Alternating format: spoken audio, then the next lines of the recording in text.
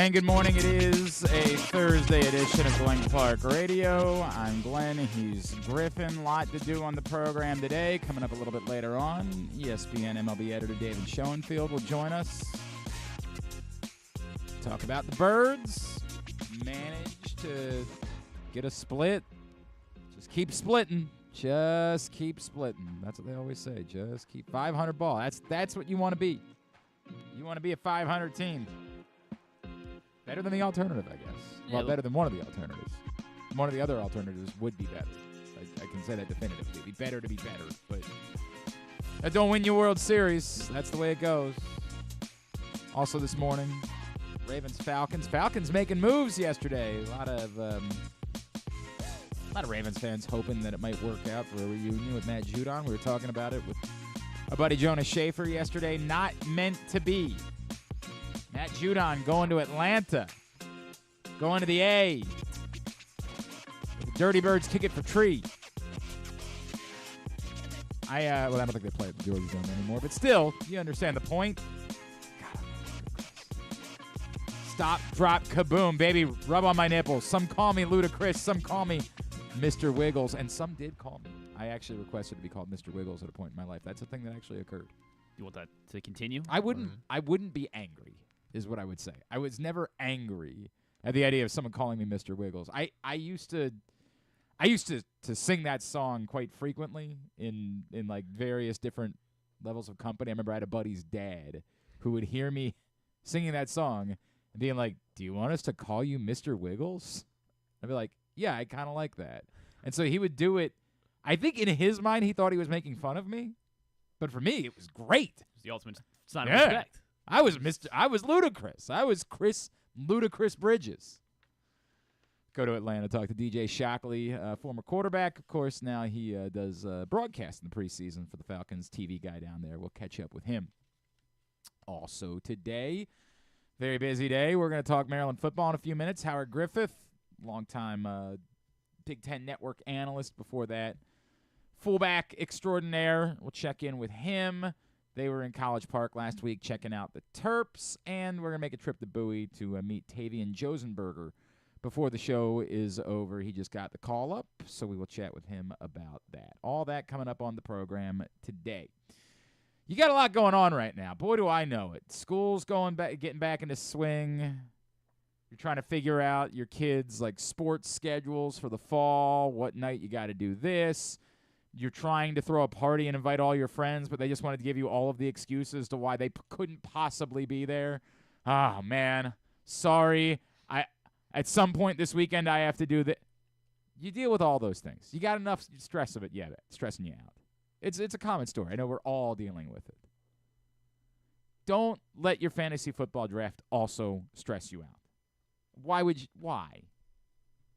Don't try to spread yourself too thin. You already have enough problems trying to get people to come to the party that you're throwing. Just say, not doing it that way. Here's how we're doing the draft this year.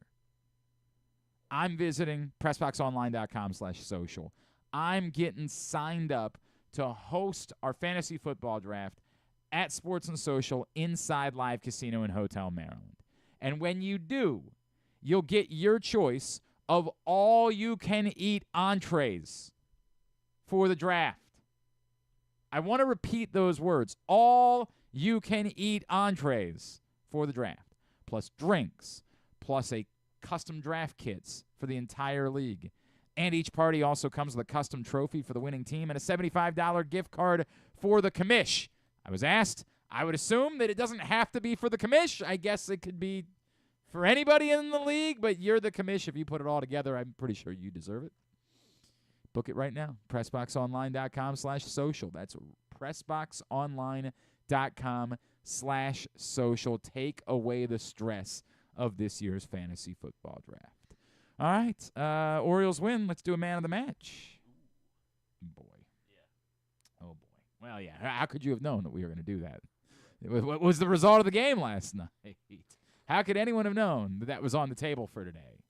Experience the thrill of the Mars Maryland 5-Star at Fair Hill, presented by Brown Advisory, coming October 17th to 20th. See the world's best equestrians compete in the sport of eventing, the ultimate test of horse and rider. Enjoy a weekend festival featuring local food, shopping, and fun for all. Come for the event and stay for the experience in Cecil County, home to the Chesapeake Bay waterfront, vibrant small towns, and family entertainment. Tickets on sale now at maryland5star.us. Well, one of these days, we'll get everything nailed down. That's Dean Kramer. You've heard of him. They needed a big start from Dean Kramer. They need Dean Kramer to be a thing. And for last night, Dean Kramer was a thing. You pray that's a sign of more things for Dean Kramer. Are you confident about that? Nope. They were actually praying the night before. Whatever. Why? Oh, faith night. Yeah. Right. Well, I hope they prayed for more than just that night. I hope they prayed for the following night and the night after that and the night after that. It'd be really awkward if they prayed and then it didn't work out. Yeah. I don't know if that's just because, whatever. I'm not going to have that conversation today. Look, man, Dean Kramer was really good. He was really, really good. And if you want to say, hey, it helps to get a couple of runs in the first inning, give you a little bit of confidence, sure, that helps. It wasn't a lot, and the bats went really quiet after that. Got like one hit for the next few innings before they finally tacked on a couple late. That's what Dean Kramer's going to need to be. He's going to have to be at least some version of a thing. They're back to having two starters that you can count on. So everybody after that is going to have to be good more frequently than they're not. That's what you're going to ask for. I get that you can't possibly believe that all of Albert Suarez, Dean Kramer, and Trevor Rogers are all going to be clicking. That's extraordinary. It'd be great. I'm not opposed to it. I don't want to rule it out and say, well, don't try because it can't happen. Dean Kramer, I guess because we have a little bit more like sweat equity with Dean Kramer, is the guy we so badly want to be good. To the point where we will at times convince ourselves that he's part of the solution. He's never been a prolonged part of the solution. He's had enough moments that we convince ourselves that he can be part of the solution. And some of it is we want him to be part of the solution because we've gotten to know him, because he's been around for a while, because we appreciate his story, because we do like his tenacity, the bulldog mentality that we'll see from him being pissed off. We like the emotion. It doesn't change reality. It doesn't make him a quality MLB pitcher. He's never been that consistently. It's extraordinary to still expect it now. But there's time. You don't really need him to have a great season. You need him to have a good couple of months. You're still hoping, of course, that you only need a fourth starter for the playoffs, that Grayson Rodriguez is still going to return and he's going to nail down one of those spots. But even in that best-case scenario, you still do need a fourth starter, provided you are playing in the second round of the playoffs. I think a lot of us look at this group and say Dean Kramer, based on his level of experience, his track record, might be the best bet for that. But at the moment, Albert Suarez has been better than him more consistently. At the moment, if we were doing like a race and said today, I don't know if we have room for another thing, what's the race for the fourth starter in the playoffs? The race would be Suarez, Kramer, Rogers. But it's in a horse race. That's the way that it would look today. Of course, the bigger problem would be, what if Grayson Rodriguez isn't back in time for the playoffs? Then you need someone to be your third starter and pitch potentially a decisive game in a wild card series. How you feeling with one of these cats running out there for a decisive start? And I get it. It would probably be one of those scenarios where they'd all be pitching, and you'd be hoping to get like 2 innings each out of them and figure out a way to make it through. The point all remains the same.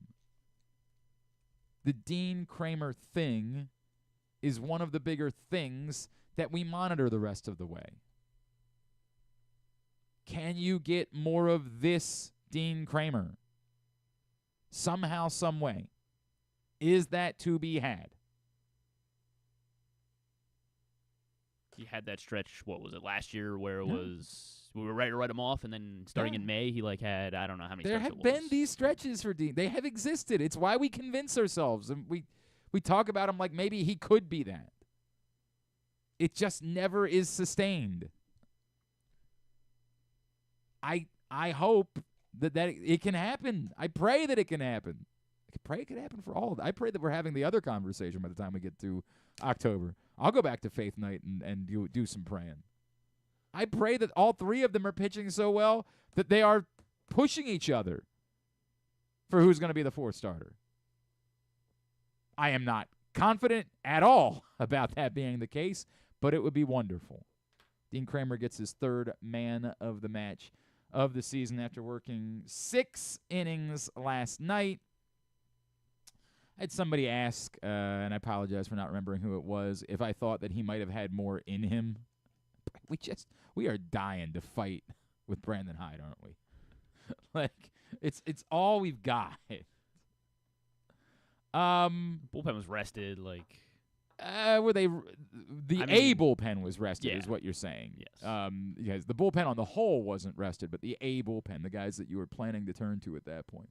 So, I guess here's my thought on that. He threw 92 pitches. And much like we talked about with Albert Suarez the other day, I don't think someone expires at 92 pitches. I think, and the point that, oh, God, who did we have on earlier this week that brought it up? Was it Bordick? Who did we have on? Somebody brought up the idea of, hey, yeah, it's easy to say maybe you could leave Suarez out there for another batter, but what happens when that batter battles you for 13 pitches like Gunnar Henderson did last night? Was it Steve? No. Maybe it was Steve. Yeah, Steve Johnson probably. I like him. What happens he got any then? innings in him, you think? Maybe. It goes suddenly from 94 to 107. And how confident are you on his 107th pitch? Which isn't to say that everyone immediately expires at a certain number, as much as it's to say things have gone well. I think the thought process for Brandon Hyde, as Griffin just brought up last night, is you're turning to your A bullpen. Now, I get it. Like, A bullpen is what it is here. We're not really sure if we can call it the A bullpen. It's just what's going to have to pass for an A bullpen at the moment. Cano, Perez, Dominguez. And at the moment, it does look like it's no longer closer by committee. It does appear as though it is Sir Anthony Dominguez's job for at least the time being. And that really was a look at how you view. And maybe, again, I have to go back and look at the matchups and who they faced because I wasn't paying terribly close attention. I'm not sure that it's exactly that order as much as it's where does it look like the lefties are coming up in the order. Because if it looks like they're coming up in the 7th, then maybe they go to Perez in the 7th.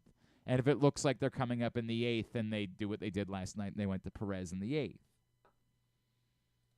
But it at least looks like at the moment Dominguez is the guy at the back end until proven otherwise. Now, if tonight they're in a 1-run game and they go to somebody else, then we'll revisit that conversation. I have no beef whatsoever with Dean Kramer being pulled after 92 pitches in 6 innings. He is not someone that has consistently shown you the ability to work deep into games and be at his best late. There's no world in which I demanded or needed this thing that we like to do. Well, he was humming along. Yes, because obviously if someone got the last guy out, that definitely means they're going to get the next guy out. We definitely know that about baseball. That's always the way it's been working. He's on a heater, yeah. And clearly what they did last night worked, so that's the other part. Kobe Mayo finally records his first big league hit. Good for him. We were doing the bit yesterday where we were ready to send him down. I still don't know how I feel about it. Like, you still saw an errant throw early last night that thankfully Ryan Mountcastle was able to get off the bag and still make the play on. I'm still not convinced that I believe Kobe Mayo can play third base. If they are convinced the bat is getting close and they can just get enough out of the bat I don't know. I don't know. It's a tough I'm still inclined to say I don't think that I could be okay with him playing every day because of the defense, but I certainly don't think I know better than everybody else does. And the work that he's putting in, if they believe that there are metrics that show that he is getting closer to adjusting to major league pitching, then that would be a good thing. I don't think the Red Sox have any left-handed starters. I don't think they do. Or at least none that are healthy. Yeah, I was looking at who was supposed to pitch this. It's like Bayo, Yeah. Pivetta tonight. They didn't announce anybody for Friday, but I don't know who that might be. But I don't think they have any left-handed starters. Yeah, right. So there's not like an easy spot to just insert. Say, right, like this is where he obviously is going to hit. Mhm. Yeah, Pivetta tonight, Bayo Saturday, Crawford on Sunday. Yeah, I don't even know what the story would be. I'm sure Roster Resource would tell me. Red Sox Roster Resource. They have for tomorrow, presumably that would be, what is a Josh Winkowski? Winkowski. I don't know Josh Winkowski. What is Josh Winkowski? He's a pitcher. Okay. He is. Is any good? Let's see. He's got a 3.79 ERA. That's not bad. But he hasn't pitched he's mostly Okay. been a short, like a bullpen guy. All right. He's occasionally made a start. All right. Probably not worth all this much. Yes, but to your point, Okay. like those aren't obvious spots to get him in against a lefty. He's going to have to hit against righties if he's going to be here. Like you can't continue to have him on this roster and not playing. Like that can't happen. If he's here, he's going to have to be in the lineup at least frequently, at least I'd say 50% of the time in order to justify him being on the roster, ruining his rookie status for next year. He's going to have to hit at least be in the lineup at least 50% of the time in order for that to be justifiable. We'll see if they're ready for that. But you're right. There isn't an obvious matchup this weekend where it says here's – it's also there's some irony there, too, in that the guy that he'd be replacing is also a right-handed bat, right? Like it's not like it's a platoon situation. Mm-hmm. It's two right-handers. You're just deciding whether or not you like defense or hopeful offense more in those situations. Good to see Gunnar finally hit his second home run since the All-Star break. Again, it would do wonders for him to get going again for this baseball team. You'd love that. Ryan O'Hearn with another pinch hit. He's very good as a pinch hitter. He's extraordinarily good as a pinch hitter because typically it's a good matchup when he comes in. And Brandon Hyde pulled the trigger on that last night. Double pulled the trigger because then he put in Cedric Mullins to run after that. And it worked out, right? Like it worked out and kept the inning going, and then they were able to get the sac fly from Adley Rutschman to tack on one more insurance run and get a little separation as they won 4-1. So they split the series with the Nationals. Unfortunately, for a minute last night, it looked like things were maybe going to be doubly helpful as the White Sox had a lead in like the 6th inning. And then, holy F, a tsunami.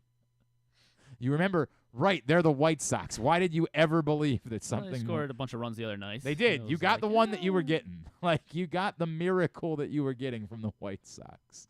That's all they were going to be giving you. And shame on you for thinking that it could ever possibly be more than that. That's on you. It was on me last night because I was starting to convince myself of it. Gavin Sheets hit a home run early. I'm like, that's our guy. That's our double agent. Like, look at this. This is great. Everything is good. And then the Yankees win 10-2. So that's what it is. Orioles remain a half game back of the Yankees because of it. And as we mentioned, they open up a 4-game set with the Red Sox tonight in Baltimore. And just need to keep treading water, to say the least. Keep treading water. At some point, you'd love to see them make a move. They could put the Red Sox completely out of the AL East race, more or less. Like the Red Sox have not.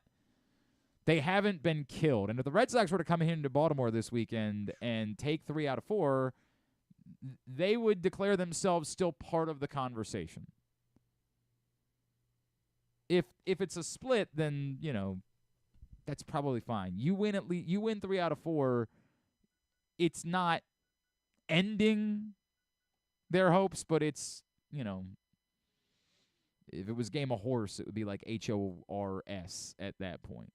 Nick Pivetta, Zach Eflin, the pitching matchup tonight. And how about Corbin Burns on the mound tomorrow night for his bobblehead night? So there is that. That's what's going on. And as we mentioned, Bayo against Suarez, Crawford against Rogers, the rest of the weekend.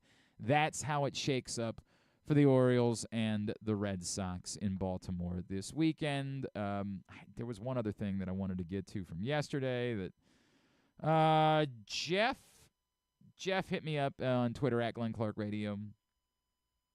Jeff said, what did you think about the Austin Slater thing from the first inning? I wish this team would do more of that. Yeah, I love hearing the joy in Jim Palmer's voice describing it. Like, taking what they give you. What a concept. I loved it. It was almost like he was taunting them a little bit. Like, you could do this more frequently. Austin Slater comes to the plate. Sees that they're playing him back. Says, I can do this. Let me get a free base out of it. It turns a gunner a home run into a 2-run homer. Love it. Love it. Yes. What's not to love? Take what they give you. I get that the Orioles became pretty home run happy earlier this season. And look, ultimately Slater scored on a home run. But bunt, get on base if it's there, 1,000%. Absolutely. Great stuff. All right, let's switch gears this morning. Our next guest was in College Park last week, getting his look at the Terps as they've been doing the bus tour and getting around the Big Ten. He is, of course, a Big Ten Network analyst, former fullback extraordinaire, Mr. Howard Griffith, and he's back with us this morning here on GCR. Howard, it's Glenn in Baltimore. It's always great to catch up with you. Thank you for taking the time for us this morning. Hey, no problem. How you guys doing today? Everything is great, man. Everything is going well. The Orioles won last night, and that's where we are in this town. Like, our entire psyche is based on what the result of the baseball game was last night. That's the way that it's going. I understand that. I'm from Chicago. So wait. Are you Cubs or are you White Sox? I'm a White Sox fan. fan. I'm so sorry. Oh God. Yes. No, yeah. I feel. I want to. I just want to give you a hug. That has been hell. It's rough for us right now. Oh boy. Hey, thanks for the one that you guys won against the Yankees this week, though. That one we do appreciate that. Howard, a lot of positivity surrounding Maryland football right now. 3 straight bowl wins, 3 straight over 500 seasons, a lot of good. The other step this season is there's no longer a division, right? Like you're not going to go through this every year where you always have to play Ohio State, Michigan, and Penn State. And that doesn't mean that suddenly the schedule is easy or anything like that, but it's not quite as daunting as it was. Are things shaping up for Maryland to be able to make more noise than usual within the Big Ten? Yeah, I think the scheduling part of it is just part of it. I mean, you can say you get rid of Michigan and Ohio State, but you trade those in this year for USC and Oregon. So Penn State's still there. But, I think it's just a process. And I think one thing fans really have to be cognizant of, it takes steps. It takes time to get to where you want to go. And the real question is, where do you want to go? Where are you trying to get? You're trying to get to the Big Ten championship game, being one of the top 2 teams. I think ultimately that's where they want to go, but it's about taking steps. And they've been able to do that over the course of time since Coach Shockley's been back as the head coach. They've made strides in that direction, and they keep taking that next step. So, I think it's a reason for optimism. I think the roster has continued to get better since he's been there. So I definitely believe that they're heading in the right direction. Obviously, everything this season surrounds the quarterback conversation. I know the veterans on this team are big believers in Billy Edwards. I also know that MJ Morris has a track record. What do you do if you're Mike Locksley in making this decision? You're hoping that you've got a real blue chipper coming next year, but you got to get through it this year. Do you try to play multiple quarterbacks? How do you handle this situation if you're him? Yeah, I think ultimately who's going to put the program in the best position to win, and part of that is not turning the ball over. Part of it is getting the program or the offense in and out of getting out of bad plays and on the good plays. So I think that's a big part of it. Who's the team rallying behind? Is there a situation where he could play two quarterbacks early? I don't know that anybody wants to go in that direction.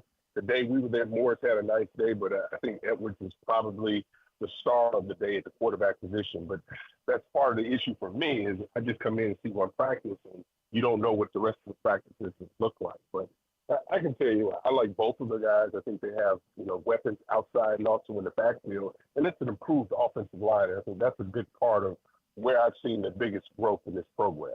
So let me pose it this way, right? Did you see enough from Billy Edwards, particularly playing in the bowl game, where he made some big throws, that you're confident that he can make all, like he's always been their change of pace guy, right? He's always been the put him in the running situations and he'll go get you the tough first down, or he'll get you into the end zone from the 1 yard line. Are you confident that if he is the guy, he can make the throws necessary in order to compete at this level? I do believe that. I do believe after what I've seen, the sample size that I've seen, that he can, he has the ability to win the job. Both quarterbacks obviously can do that. Right. But I think Edwards definitely can win football games for Maryland. And that's a big part of it. Can you move the ball? And this is what this offense wants to be able to do. And, it's actually kind of fun to watch Coach Shockley back coaching quarterbacks again and really involved with that group. Is it? Nope. Sorry, Howard, you still there? Yeah, I'm still here. Sorry, we missed you there a little bit. Yeah, you were talking about Mike Locksley coaching the quarterbacks again. Yeah, I think that's reinvigorated him to really be back in that position, and I think the players are responding to it. But I think part of it also is just being able to go out. There's a different vibe right now, and I think this is a program that knows that they can win, and now it's time to continue to take those next steps. As hard as those steps are, they're still, I think, they have to be able to take them. Howard Griffith, Big Ten Network, with us here on GCR. Howard, to that point, what else? Like, obviously, they've got to establish a quarterback who's got to be capable of playing, but what are the other things that this team needs to do better? Penalties is something we've talked about a lot during the Mike Locksley era. Yeah. The discipline thing. What are the other areas where they still need to check these boxes if they can take another step forward and be more relevant deeper into the season as far as, competition in the Big Ten is concerned? Well, you think about shoring up their offensive line, really, eliminating a lot of those sacks when quarterbacks are under duress. They've got to be able to run the ball. Him being an outstanding back, I think that's going to be shored up because I think this is a better offensive line. Last year, they were 116. So that's not going to be good enough. Although they were able to make some plays and get to win the bowl game, I think that they have to get better running the football. But again, those are things that all take place up front with the offensive line. And again, I think that they're much better at that spot right now. I feel like defensively, they still have playmakers. There's still a Dante Trader. There's still a Ruben Hippolyte. That defensive line is really stout. I know, again, it's easy to say that now, and then when you face some of the top offenses in the country, you're like, oh, right. Like that's tough. But, do you look at their defense and believe that they're stout enough to be able to compete this season if they stay healthy? I'll say this. Jordan Phillips has the opportunity to be the best defensive lineman in the Big Ten. Wow. The numbers, he's the type of player where the numbers aren't going to show up. You talk in the interior guy, but I don't know that there's a more athletic 300-pounder running around in the conference right now. He is unbelievable when you just watch his athleticism, and he's a difference maker. And he's a guy that, the team really responds to, and they're following. I mean, his work ethic, what he's trying to do, guys are on board with it. And that's the type of leadership you have to have. And then again, you talk about Hippolyte, obviously done a great job. And then they've gone into the portal and tried to bring in some good additions there. But I think the biggest thing defensively is they are stout enough. They are much better there. Again, the interior of the defensive line and the offensive line is where that team needed to make their biggest jumps. And I think they are right there. And now it's about continuing to add that depth, right, where you can roll, 4, 5, 6, 7 guys into that D-line and keep them fresh and keep them running. Same thing has to happen on the offensive line. You want to have that continuity, but to be able to have players that can push one another inside is really the biggest difference between the haves and the have-nots, because these elite corners and wide receivers, and there are a lot of them. So it's about plugging them into the system. The difference becomes at the line of scrimmage. Howard, if I could, this is going to be a different season in college football than anything we've ever experienced before, not just because, obviously, the continuing changing of the conferences, but because for the first time ever, there's this bigger, expanded playoff, and I wonder which way there's the feeling that exists for some that in the past, this is what made the regular season games so compelling, is that everything felt like a playoff. Like, you lose this game, you could be out, and the trade-off maybe being that there are going to be more teams in November that have more to play for, and that's going to make deeper seasons. What's your expectation for what the expanded playoff will do for what the regular season is going to feel like throughout the course of the year? Well, I think right off the bat, it has more organizations, more programs feel like they have an opportunity to get in, right? And you can lose a game here and there. You can lose one early, and you can plummet. But I think one of the things with the 14 playoff, the problem with it was, it became regional football. So you lose a game and you felt like you were out of it. Now I think you can go late into the season and still feel like you have your team, your program has an opportunity to make the playoffs. And I look at it a lot like the NCAA when we talk about the Elite Eight, the Sweet 16. Now I even think because of these mega conferences that are developing and the ones that are out there, from a administration standpoint, from a coaching standpoint, you can hang your hat on, we're a team that's going to every year going to be in the midst of the playoffs. Mm-hmm. We've got a shot, and that means something. And you think about college coaches on the basketball side, you make it to a Sweet 16, you're revered. Elite Eight, you're revered. Right? You can get your team there. So I think it's going to do wonders for the sport. Are things going to be difficult? I think absolutely. But I think it gives all the programs that really were just almost there, it gives them an opportunity to be right in the thick of things. I even look at our own conference, you look at a team like Penn State, who would have, if there's a 12-team playoff, they're there every year. Right. It's not that big an issue. Right? You look at a team like Iowa, as bad as they have been offensively, they're so good defensively that they're right there. They're in the mix. So, I just think it's great for the fans. And then you couple that with having being in the playoff and having home games at some iconic stadiums throughout college athletics. I think it's really going to be great for the fan base. And, I think it's great for the college experience as well. Yeah, you could watch Iowa punt their way into a playoff mix, which is, I think, what we're all looking forward to do. It's funny. I'm actually on my way to Iowa right now to watch them tackle. Hopefully we can see some better quarterback play. Hey, man. Yeah, it's been tough, but it's been tough. You go to Iowa, you're there for special teams practice, baby. That's the way that it works. Before I let you go, obviously the hubbub continues surrounding Michigan, Howard. Like, what is the impact of all of this? And I don't know what it's going to mean. Jim Harbaugh's gone, right? So, what does he care about any of this at this point? But what is the actual impact of the penalties that have already been handed down and what still might be coming for Michigan? Yeah, you just don't know, right? I mean, you some people will be of the feeling that, okay, this stuff happened last year or the year before, and it should have been dealt with then. Yep. This is a different team, so why should they be penalized? And there'll be others that say, hey, if coaches were involved in it and they're still on the staff, they should be penalized. So I think it's probably going to be somewhere in the middle. Who knows? We've seen crazy things happen, but it's just one of those things. They feel like there's punishment that needs to be handed down, and they'll have to deal with it. And as we saw last year, that Michigan team is a special team. They're not nearly as talented as they were last year, but they found ways to block out the outside noise and continue to move forward. And were fortunate because they worked hard and did what they needed to do to win a championship. Howard Griffith, is there anything we can plug for you, my friends? No, we're good. We're good. It's good that people are interested about Maryland football in their neck of the woods, and I know that they want to continue to pump that up. And we were out there while Wale was out at practice. Yeah. He's running around there excited, and I got a chance to talk with him a little bit, and he's dialed in. He wants to know everything's going on with Coach Lockton. We're ready for him to do. We're ready for him to do the Pitbull thing. We're ready to make it Wale Stadium in College Park. We're ready to make that happen. Let's do it.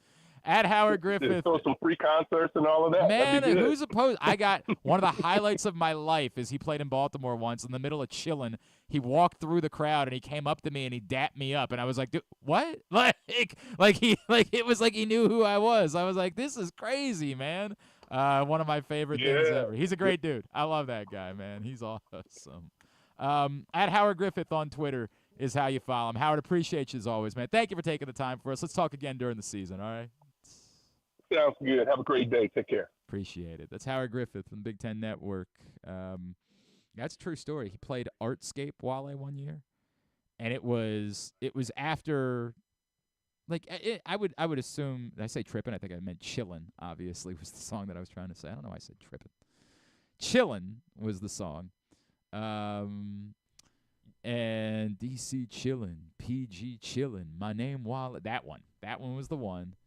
And he did the bit where he just started kind of wandering up the because if you've been to Artscape, they have those stairs right there, and he started wandering up the stairs. And my buddy and his sister and I were there, and we were standing kind of near the stairs. He walks off the stairs onto the hill, comes over to me, and bro hugs me. What? Yeah, during the song, like somebody told him, "Hey, that's a radio guy." So, okay, I'll give you a great example of this.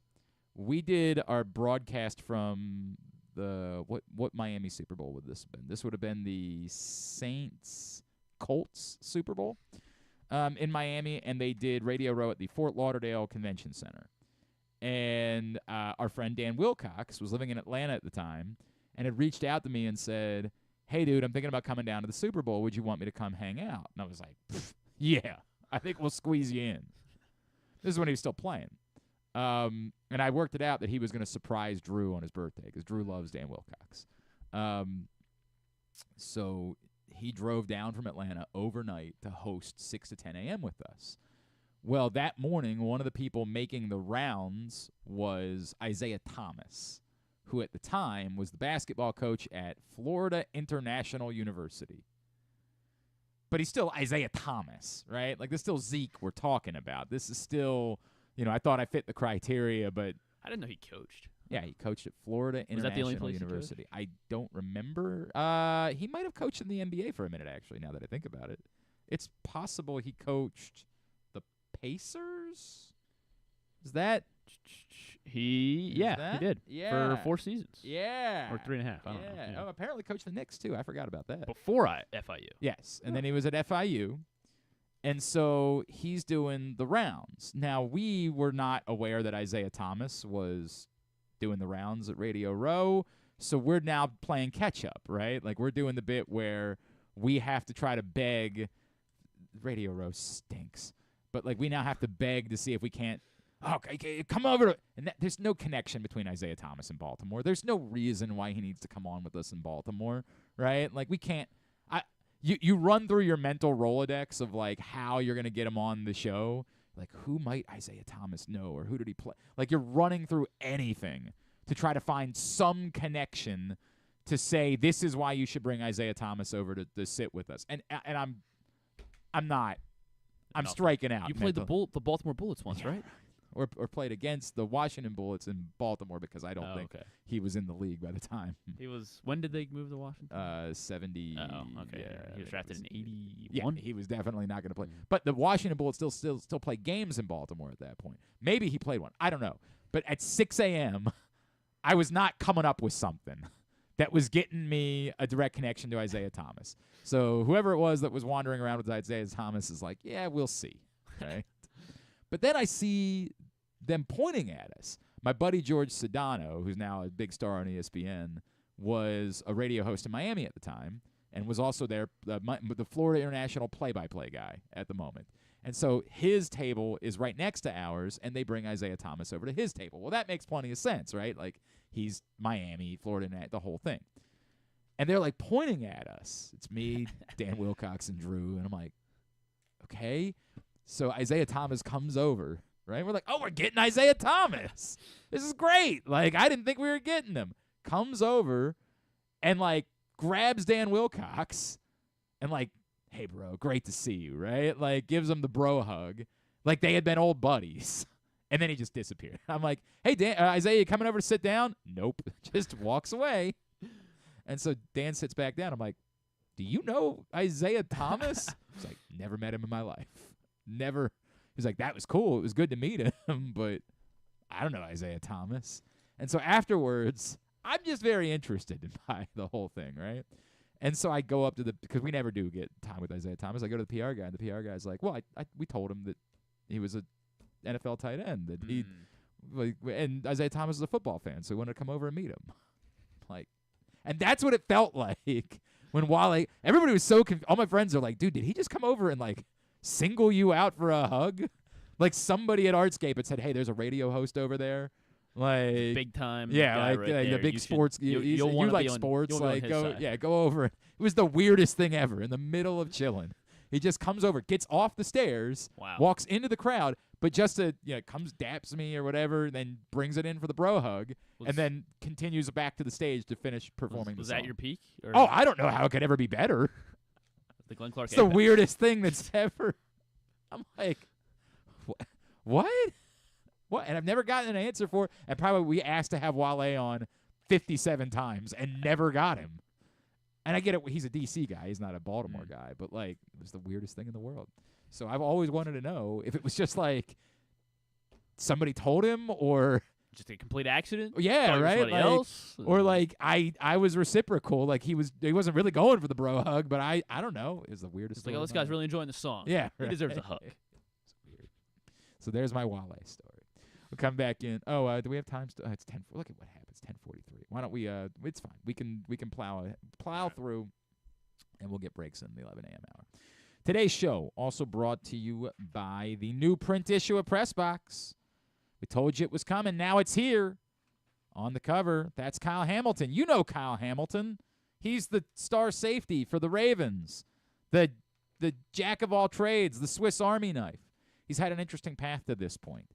He grew up the son of a basketball player. Everybody assumed he was going to play basketball. He got into football. He got to Notre Dame. There wasn't initially a ton of interest in Kyle Hamilton. Then he ended up at Notre Dame. Then kind of a rough draft season. Didn't go so well. He ends up slipping a little bit. It's worked out quite well. Bo Smolka details the entire path for Kyle Hamilton in this month's cover story. Also, you'll meet college football players from around the state, college soccer players from around the state, get you ready for fall sports season. That's all inside this print issue of Press Box, which is available for free right now at your neighborhood Royal Farms, any of the hundreds of locations where you find Press Box throughout town. And, of course, you can read it all, PressBoxOnline.com, for every issue of Press Box. All right, we continue along here on a Thursday edition of Glenn Clark Radio. Ravens Falcons Sunday at noon here in Baltimore. Our next guest, former NFL and Georgia Bulldog quarterback. He is now part of the Falcons preseason TV broadcast, and you see him on Fox 5 down in Atlanta. He's DJ Shockley, and he's with us this morning here on GCR.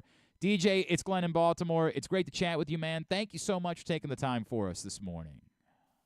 Yeah, Glenn, my pleasure, man. I appreciate it, man. Looking forward to hopefully a competitive game on Saturday afternoon. I would make no promises about that, DJ. But I imagine there's a lot of excitement in Atlanta. Things have really changed from one year to the next down there, and obviously that changes even more in the last 24 hours.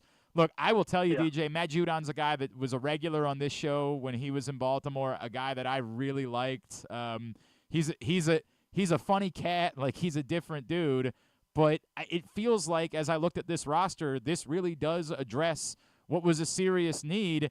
And you start looking at this Falcons team, and they look pretty complete the more that you look at them at this point. Yeah, I think this has kind of been a big topic of conversation in Atlanta for a past 3-4 years is can you find guys that can get to the quarterback? And the Falcons have been at the bottom of the league for the last 3-4 years on sacks and pressures and hurries and just getting the quarterback to the ground.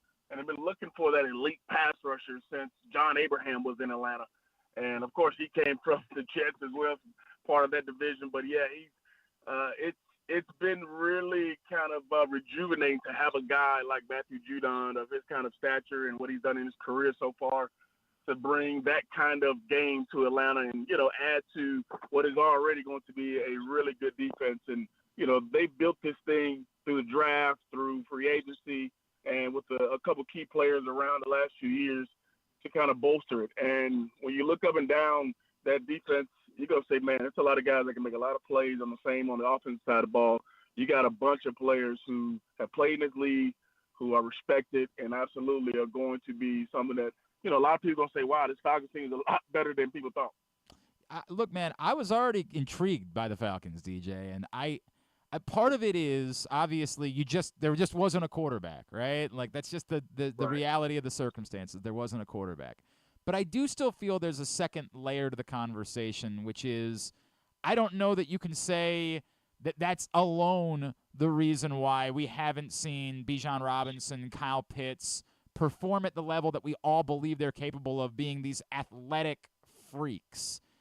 Is it as simple as, hey, Kirk Cousins is there now, these guys are stars, or do they still need to prove that they can be the guys that everyone believed they were going to be coming out of the draft? Well, yeah, I'll tell you this. I think having Kirk Cousins is part of the equation. Obviously, the last few years when you didn't have that guy, last year Desmond Ridder, everybody had high hopes for, and when you got in the game, you got into key situations, he just was not that guy. And then now you're bringing a guy who's played going into his 13th year and has been around and has done it, played with Stephon Diggs and Justin Jefferson and got all those dudes paid. So obviously, he's done a good job of getting him the rock.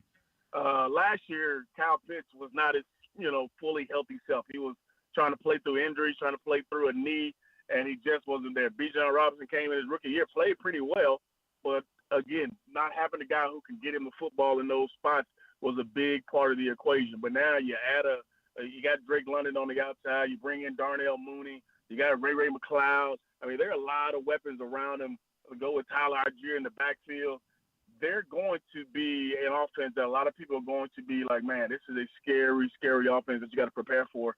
But all these guys, I think now are playing at an elite level. Kyle Pitts has looked unbelievable in training camp. Looks like the Kyle Pitts that broke all the rookie records his rookie year. And I expect him to have another big-time year along with Drake London. He is DJ Shockley. He's with us on GCR as we get ready for Ravens-Falcons Saturday. DJ, what is the dynamic like with Kirk Cousins and Michael Penix?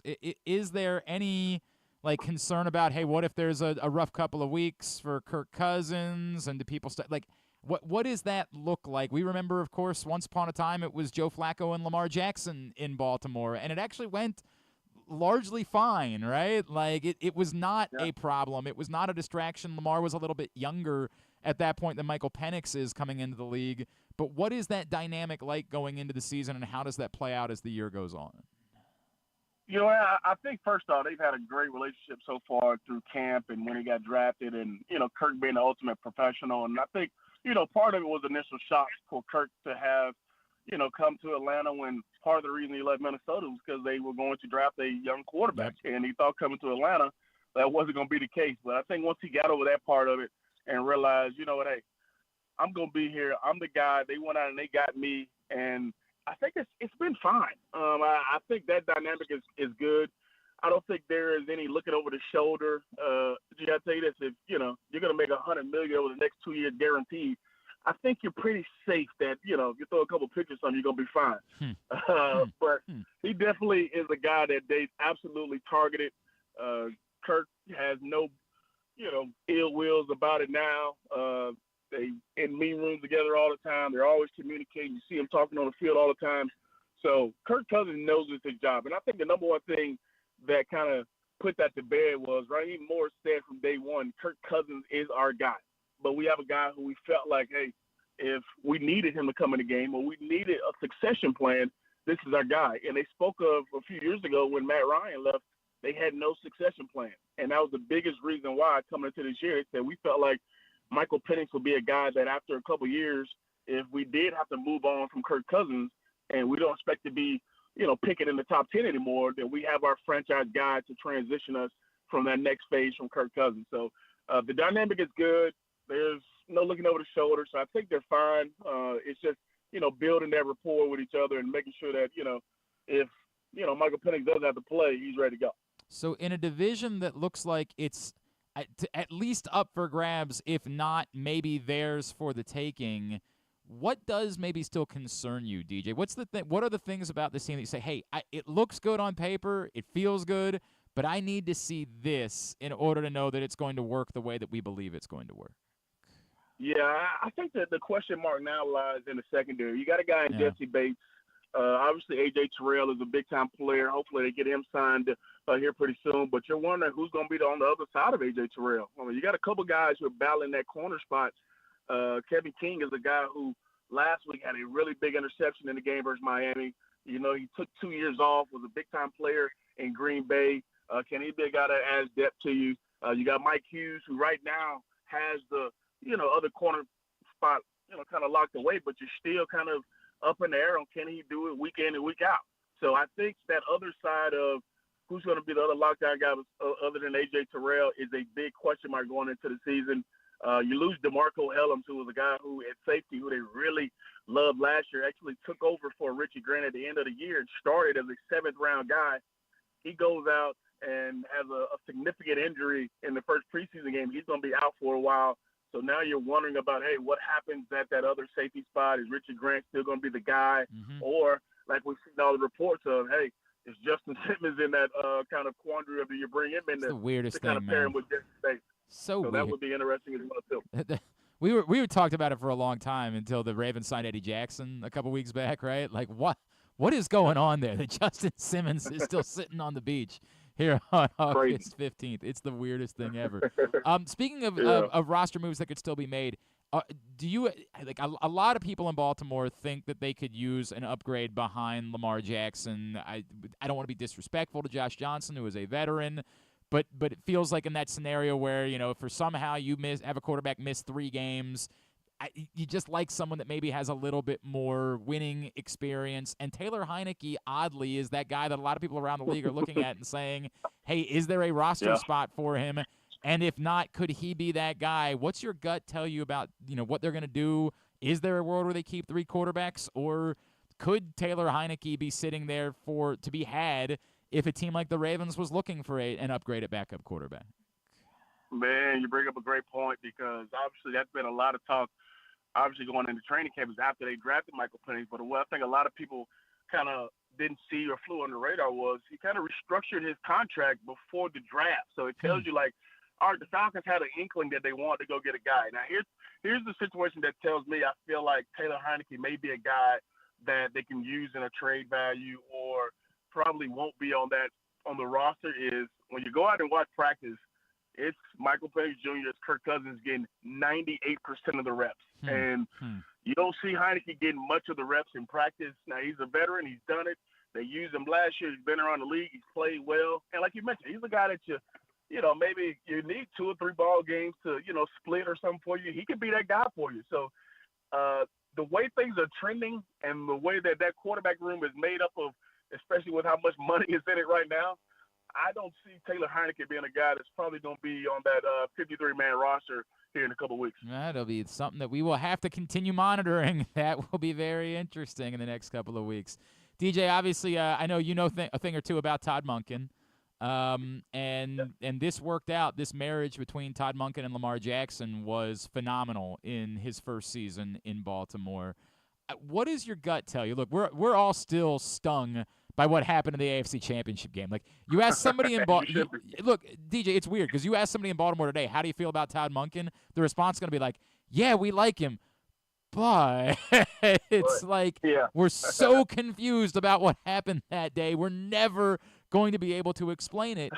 From the outside, knowing what you know about Todd Monken, and obviously everybody knows a lot about Lamar Jackson, the presence of Derrick Henry, do you feel like that could end up proving to be the difference? Like, we're here trying to figure out how does this team take the next step and get past the Kansas City Chiefs and get to the Super Bowl and fulfill the prophecy of Lamar Jackson dating back to draft night.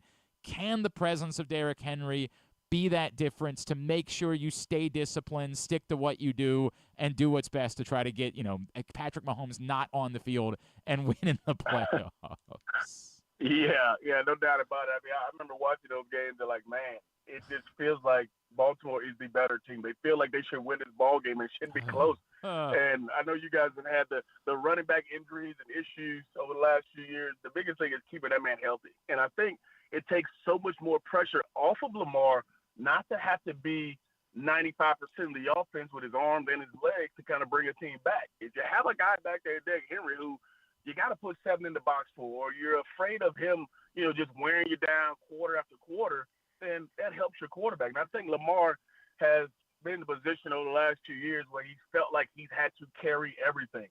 And I think Monken is the guy who understands the importance of running the football. I was around him, obviously, when he was at the University of Georgia, and, he won a national championship, and the running game was a big part of that. Having a quarterback that can distribute the football is a big part of that. We know Lamar can do all the above. But I think keeping Derrick Henry healthy, having him for the latter part of the season where he's still fully healthy and not having that wear and tear on, I think it's going to go a long way for getting over that hump, which is the Kansas City Chiefs, and keeping them off the field. Just think about it. I mean, it's the old adage of, hey, if I can keep him off the field, if I can run the rock and take time off the clock and just wear him down, then I got a chance to win a ball game. And I think ultimately that's what you have to do when you're playing against a dude like Patrick Mahomes. Which isn't to say that Lamar Jackson wouldn't be capable of beating him in a shootout, right? Like, we actually have seen it back in 2020. They played shootout. The Ravens won that game. It's just, is that the best thing for going about trying to beat Patrick Mahomes? And I think we would all agree the answer is probably not. Probably not the best way for doing it. Nah. DJ Shockley, it's at DJ Shockley 3 on Twitter, right? Is there anything else we can plug for you, man? No, man, all good, man. I'm looking forward to it. I'll be in Baltimore on the call for the Falcons side of things, and excited to, get out there in Baltimore. I hear everybody tells me I got to go eat some crab cakes. No doubt. We'll see what happens. No doubt. If you need some suggestions, let us know. We'll try to hook you up. DJ Shockley, enjoy your trip up here, man. Appreciate you taking the time for us this morning. All right, brother. Appreciate y'all. Y'all be good. DJ Shockley, of course, former Falcons and Georgia quarterback, and now, again, part of the broadcast crew for the Falcons in the preseason on TV. Appreciate him taking the time for us this morning. I guess that they are the favorite, right? Like, I know there was still a lot of Saints, like a lot of people that were leaning that way. That defense is so good that, like, what do people not like about the Bucks? I think that a lot of people just think the Bucks are fluky, man. Like, I mean, yes. I guess the Falcons.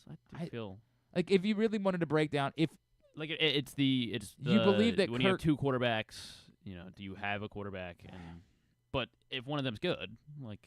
Well, Kirk Cousins is Kirk Cousins, right? Good. Like, he's good. There's no debate about that. The only thing to me that's interesting is there a scenario where that gets messy somehow, right? Is there a scenario where it's not clicking with Kirk for a couple of weeks, or like he gets hurt in a game and Penix comes in and looks great, and now that becomes, problematic within the locker room, and guys are like, hey, I think we could be more dynamic with the other guy. Like, that's where that becomes an issue. They are decidedly favorites. I think they should be. Minus 130, and then the Bucks are plus 310.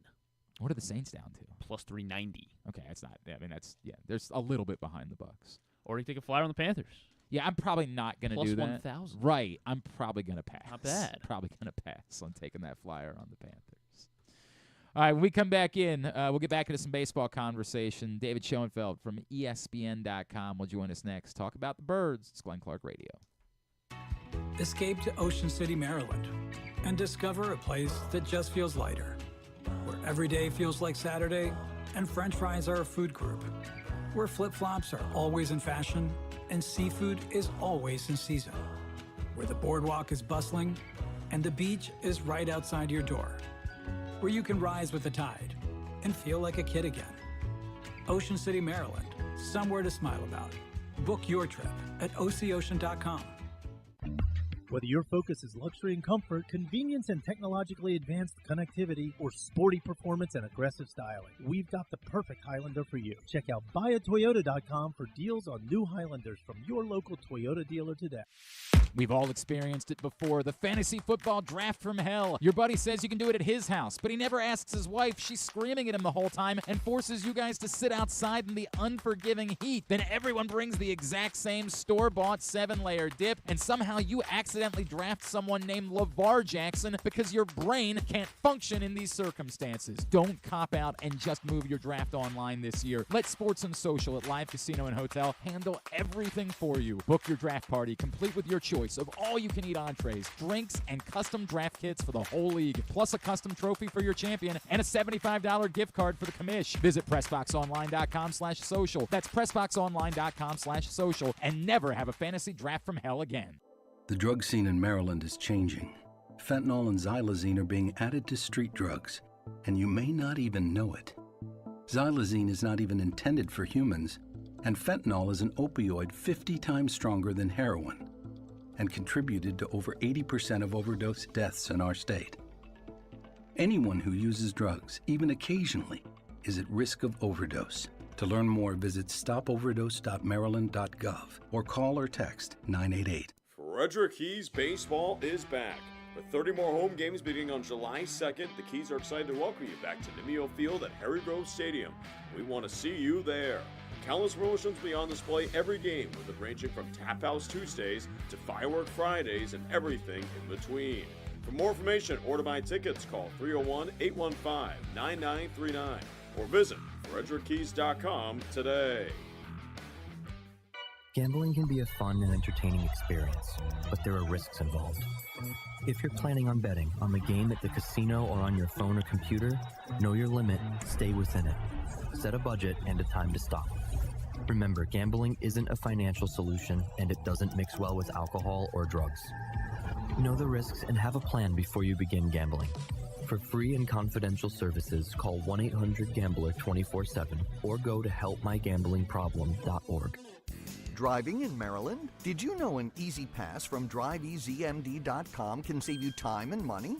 Of course you did, because you are a thrifty driver. An antenna reads your Easy Pass transponder and automatically deducts the toll from your Easy Pass account.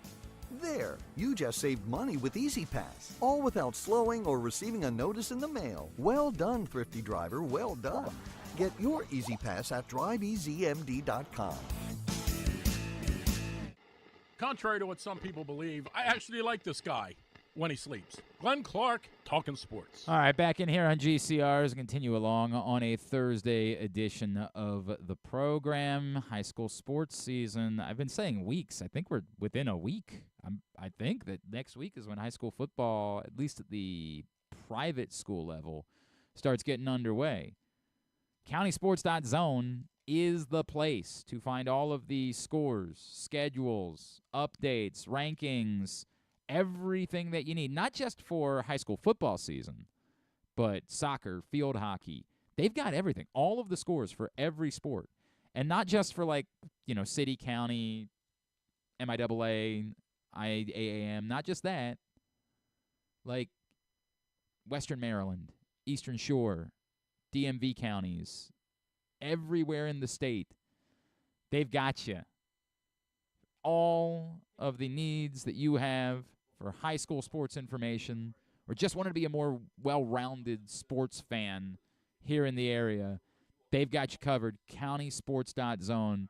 It's proudly sponsored by your local Toyota dealer and buyatoyota.com. All right? Go check it out right now.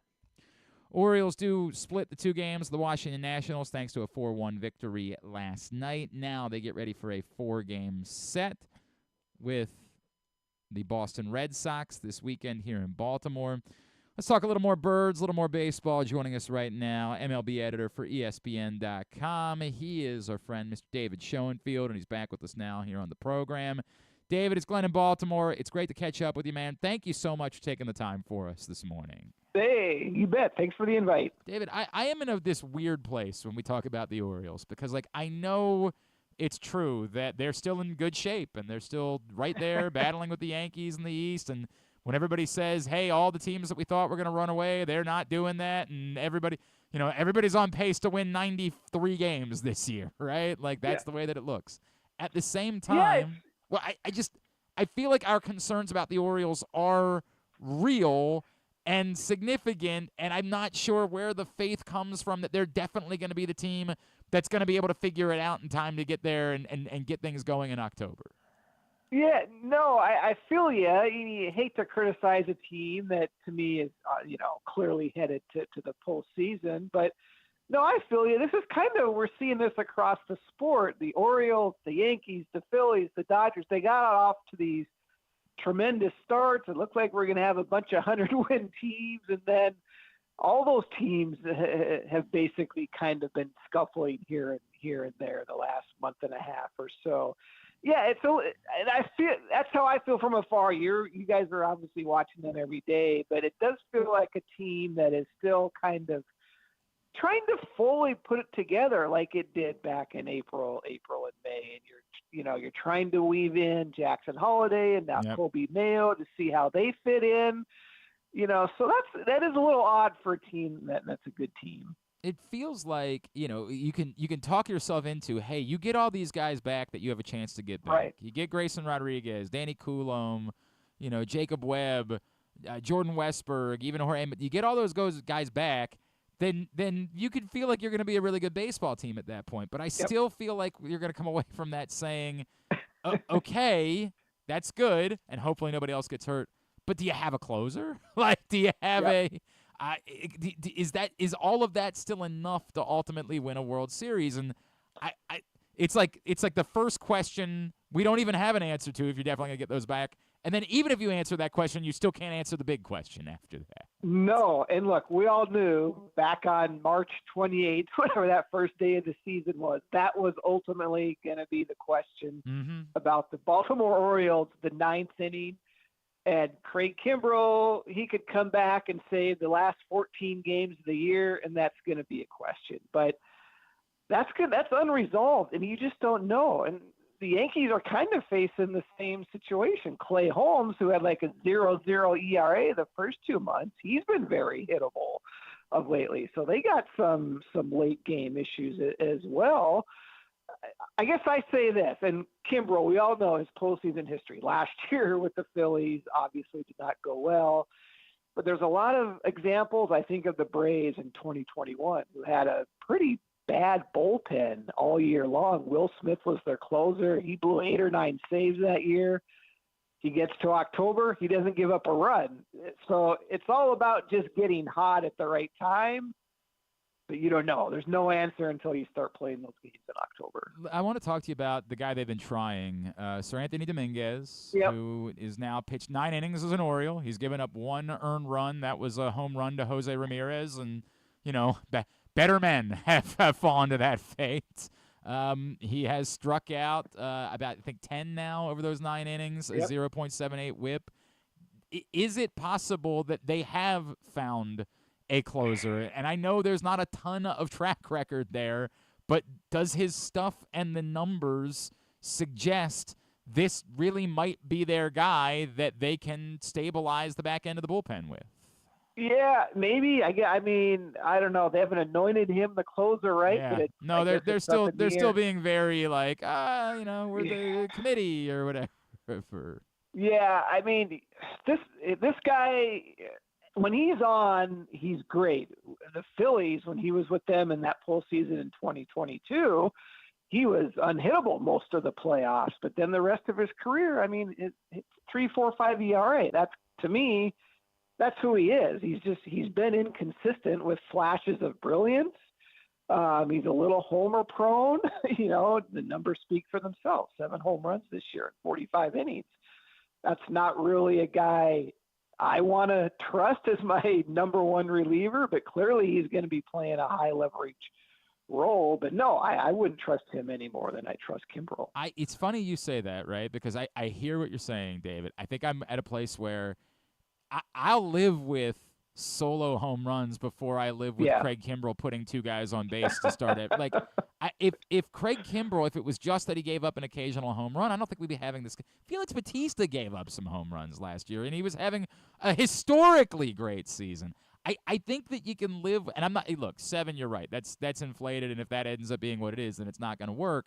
But I think that you could live with it, with the comparison being that Craig Kimbrel is just putting so many guys on base and not holding any of those guys on base, that you can't justify just continuing to hope that you're going to be able to find that 3-week Craig Kimbrel that you had earlier this year where he looked unhittable and then it all went away. Well, and the problem too, say it's Kimbrel at the start of the playoffs and he blows his first game. Right. Then what do you do? Yep. So that's a really tough decision that the Orioles are going to face, because look, every manager would prefer that pecking order, right? My 7th guy, 8th inning guy, 9th inning guy. They don't want to have to overthink this, but that's kind of the situation you're going to be in with Kimbrel no matter what. And the Phillies, last year, he was the same pitcher, up and down, and they're like, we're going to ride and die with this guy. And he, blew 2 games in the NLCS. Now the Red Sox had Kimbrel in 2018, and by the end of the playoffs, Chris Sale was closing out the World Series, not Craig Kimbrel. Alex Cora flipped a switch in the middle of that playoffs and said, I don't trust this guy, but those decisions are tough for a manager to make, so, but again, to me, it's one of the, if you look across the sport, that's maybe the biggest question, that teams are going to be facing heading into October. The Orioles in their 9th inning. David Schoenfield from ESPN with us here on GCR. David, the offense has been inconsistent, right? It's been at times disappointing. Other than Anthony Santander and Jackson Holliday, until last night, no other player had hit even 2 home runs since the All-Star break. But Gunnar Henderson changed that with a mammoth blast last night. I asked that all to say, every time it's come up, I've continued to say, but everybody goes through that, right? Like, every team has stretches where the offense isn't. I am not as concerned about that uniquely. Like, my thought process is there's too much there for me to not believe they are capable of getting it together and clicking a little bit more, before the season is over and into the playoffs. Am I right to be, I don't want to say dismissive of that concern, but maybe not as concerned about the offense as I am about some other things related to this team? Yeah, no, I'm not too concerned. I'm looking at their month-by-month stats here, and it's June stands out as sort of an outlier. 847 OPS. I forget who went off in Santander. June. Westberg and Henderson. Santander hit 15 home runs in June. It was bonkers. Yeah, but otherwise 762 in April, 715. They're a little down in May. They're actually 735 in August. So that's that's who they are. I think June maybe is just kind of a little bit at 60 home runs they hit in 29. They must have played the White Sox a lot in June. Well, they got 3 games against the White Sox. That was helpful. But I'm here. There's more potential. Get everyone healthy. We'll see what Holiday is going to bring, what Mayo's going to bring, if anything. Get Westbrook back, but. Obviously, tough schedule here these next couple of weeks, too. That'll be a good test. Tell me about I mentioned that everybody's kind of mediocre right now. Who would you, if somebody was handing out cards today and said, you get this team, they win the World Series, you never have to work again, right? Something like that. Whose card would you want to hold? Like, who's the team, either because you just think there's too much there that even though they've struggled that, or the other way, who's the team that's been hot recently that you're starting to sell yourself more and more has the look and the feel of a World Series winner? Across the sport, the Arizona Diamondbacks, Glenn, they are on fire. Corbin Carroll, Rookie of the Year last year, I don't know what happened. Terrible in the first half. He's found his groove. for all the talk about Shohei Ohtani, the NL MVP might be Ketel Marte, who actually plays defense. He's having an unbelievable year. You know, Jake McCarthy his OPS is like 850 out of the blue. Jock Peterson, he looks like he weighs 280 pounds. He's crushing it. They just got Merrill Kelly back. You know, they just got Eduardo Rodriguez back. I think they're 2.5 behind the Dodgers. They've done it before. Arizona would be I don't know if it's fair to call them a sleeper anymore, but they're kind of my sleeper team suddenly. What about the Padres? Like, it's funny because you go to the NL West, right? And all of a sudden I look and say, boy, like they upgraded the bullpen. Like they have that look of a team that's ready, that's playoff ready. Yeah, I think they're 18-3 or something their last 21 games. And they rejiggered their bullpen, and we all know a bullpen can carry you in October, and they suddenly have 6, 7, 8 deep in the pen, and they've been scoring runs as well. Yeah, that NL West race is suddenly insane, and the Dodgers might be the team you don't want to bet on, knowing their playoff history. All right, before I let you go, David, and I always appreciate the time, we've been talking a lot. We brought up Santander a minute ago.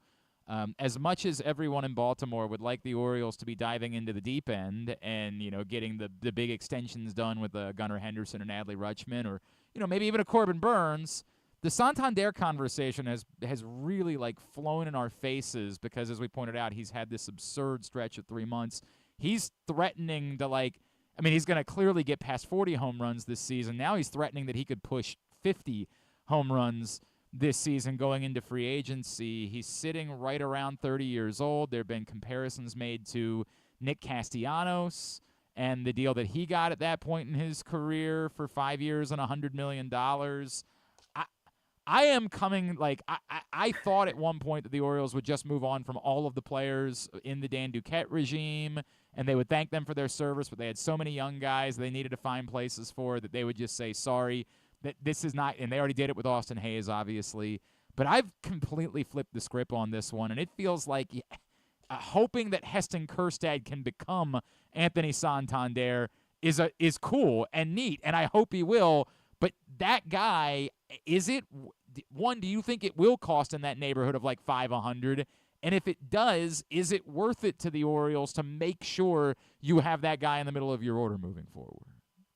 Yeah, there's a lot of moving pieces there. One, what's the new ownership going to spend? Right. You guys, if there's any idea. Okay, we think it's more. Like, taking on money for Zach Eflin at the deadline is relevant. Like, we think it's more, but we certainly have nothing that suggests that they're suddenly going to be, you know, Steve Cohening this. Right. And look, let's be honest, the time is probably passed on any chance of a Rutschman extension. Yes.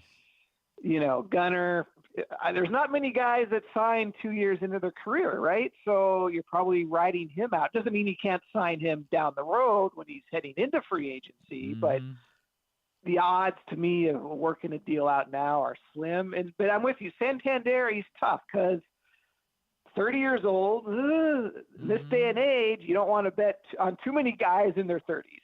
Okay, tons of home runs. That's great. 308 on base.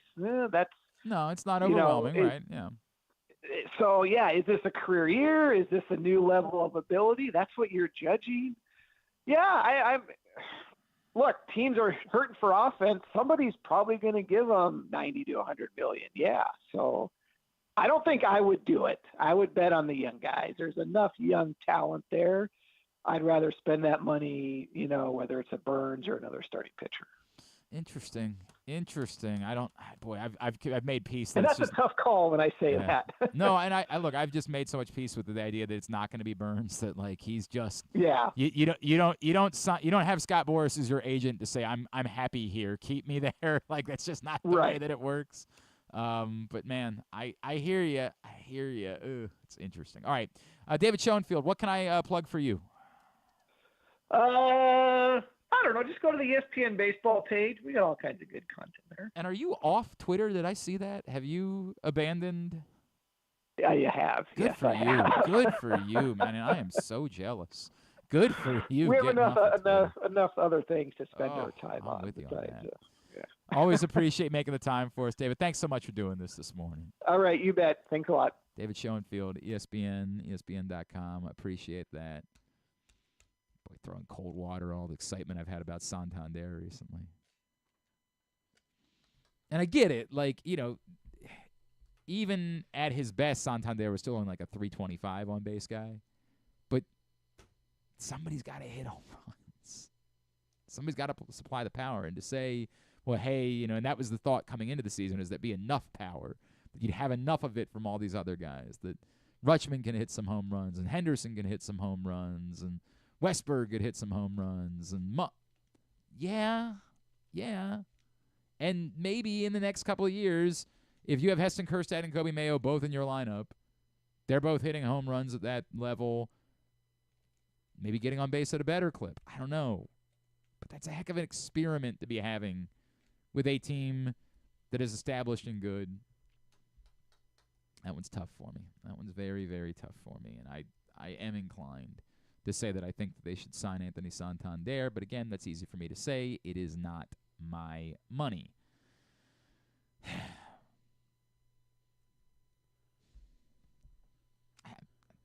I was hoping he was. I really was hoping he was. Well, I mean, and you could hear it in his voice too at the end. I mean, he was like, "It's a really, really tough decision making." And he makes a good point with the young guys coming up. They keep drafting outfielders.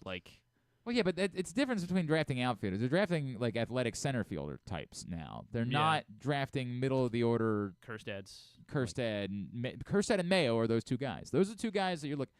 Next year, I assume Ryan Mountcastle's not here. I love Ryan Mountcastle. I just think that they are going to commit to Kobe Mayo being their first baseman. That's my gut. Nobody's told me that. I've inferred that. My gut is all those rumors about them trying to deal Ryan Mountcastle this year at the deadline, that didn't happen by accident. Like, they were trying, and I think they're going to try again this offseason, because I think they want Kobe Mayo to be their primary first baseman moving forward. That is a little bit more than just inference. Could it be that Kobe Mayo is their primary right fielder in a world where Anthony Santander is gone, but they hold on to Mountcastle? Could be. But then where's Heston Kjerstad playing if you don't deal him? It ain't left field. Which is, again, one of the problems they have that they're faced with, right? Like, if you could trust any of these guys to play left field, and you could say, hey, let's go into the offseason and let's just tell Kobe Mayo or Heston Kjerstad only work on playing left field. But you want them for their bats. And square peg round holing it positionally doesn't make sense when you're trying to get their bats going at the major league level. I'm also not certain that they move on from Mullins this offseason, only because, again, that creates – if you're planning on signing another outfielder, someone who can either play center or left, that's a different conversation. If that's something that you intend to do, to spend money on someone that you can confidently say can play defensively one of those positions, even for a season, to bridge the gap to when you think like an Enrique Bradfield might be capable of getting here, that goes a long way. But to have a defensive outfielder, I still think is going to be a priority for them. They obviously have one in Colton Cowser, and he's going to have a spot, whether it's center or left, I don't know. Come back in. We're going to talk to a younger outfielder, someone who has made his first move through the system. I guess that's technically not true because he went from low A to high A before, but now high A to double A, and we will see. I'm interested in what might be next. Gets on base, batting average, could use a little work, but he's put together a really nice year. We'll make a trip down to Bowie, and we will meet Tavian Josenberger next. It is a Thursday edition of Glenn Clark Radio. Frederick Keys baseball is back. With 30 more home games beginning on July 2nd, the Keys are excited to welcome you back to Nimio Field at Harry Grove Stadium. We want to see you there. Countless promotions will be on display every game, with it ranging from Tap House Tuesdays to Firework Fridays and everything in between. For more information or to buy tickets, call 301-815-9939 or visit FrederickKeys.com today. We've all experienced it before. The fantasy football draft from hell. Your buddy says you can do it at his house, but he never asks his wife. She's screaming at him the whole time and forces you guys to sit outside in the unforgiving heat. Then everyone brings the exact same store-bought 7-layer dip, and somehow you accidentally draft someone named LeVar Jackson because your brain can't function in these circumstances. Don't cop out and just move your draft online this year. Let Sports and Social at Live Casino and Hotel handle everything for you. Book your draft party, complete with your choice of all-you-can-eat entrees, drinks, and custom draft kits for the whole league, plus a custom trophy for your champion and a $75 gift card for the commish. Visit PressBoxOnline.com/social. That's PressBoxOnline.com/social, and never have a fantasy draft from hell again. Driving in Maryland? Did you know an Easy Pass from DriveEasyMD.com can save you time and money? Of course you did, because you are a thrifty driver. An antenna reads your Easy Pass transponder and automatically deducts the toll from your Easy Pass account. Learn more at DriveEasyMD.com. Hagerstown, Maryland, a snapshot of American history that dates back centuries. Today, the roots of the city expand with another historical moment, the grand opening of Meredith Park, Hagerstown's new event stadium and home to the Atlantic League Flying Boxcars. Experience the energy, culture, and adventure. Plan your getaway today at America's newest and most innovative ballpark. You're welcome in Hagerstown, Maryland. Visit Hagerstown.com. Treat yourself and taste the Baltimore tradition that is the legendary Costas Inn. Hey, it's Stan the Fan Charles. For over 50 years, the Costas Inn has been a Baltimore original, dishing out their legendary fat, delicious, award-winning crab cakes and steamed crabs. It's crab season, so sit back and crack some crabs while watching the Birds pursue another divisional title on Costas' 15 TVs. On Monday night, the Costas Inn offers their half-pound jumbo lump crab cake with 2 sides for under $30. So head on down to the Costas Inn today at 4100 North Point Boulevard or visit them at CostasInn.com. There he is, Agent 00 Chicken. Nothing can keep him from Royal Farms Chicken Palooza. Because right now, he can get a 3-piece world-famous chicken box for just $8, with a portion of each sale donated to a local charity. Plus, register to win world-famous chicken for a year. Come to Royal Farms Chicken Palooza. It's a real thriller, but it's only for a limited time. Real fresh, real fast. Royal Farms. Escape to Ocean City, Maryland, and discover a place that just feels lighter, where every day feels like Saturday and French fries are a food group, where flip-flops are always in fashion and seafood is always in season, where the boardwalk is bustling and the beach is right outside your door, where you can rise with the tide and feel like a kid again. Ocean City, Maryland, somewhere to smile about. Book your trip at OCOcean.com. Coming back in here with Glenn and the other guy, Garrett, whatever his name is. You know who they are. All right, back in here on GCR as we continue along on a Thursday edition of the program. Stan the Fan Charles, Ross Grimsley got together earlier this week to talk some baseball. You can find that right now, Facebook.com/PressBoxSports. Click on the videos tab there. Go to YouTube.com/PressBoxOnline or PressBoxOnline.com/video. And I assume, although I didn't get a message about it, but I assume Stan and Eric Garfield will get together to talk some prospects a little bit later on today. Today, final day of camp where fans can go out to Owings Mills and see the Baltimore Ravens.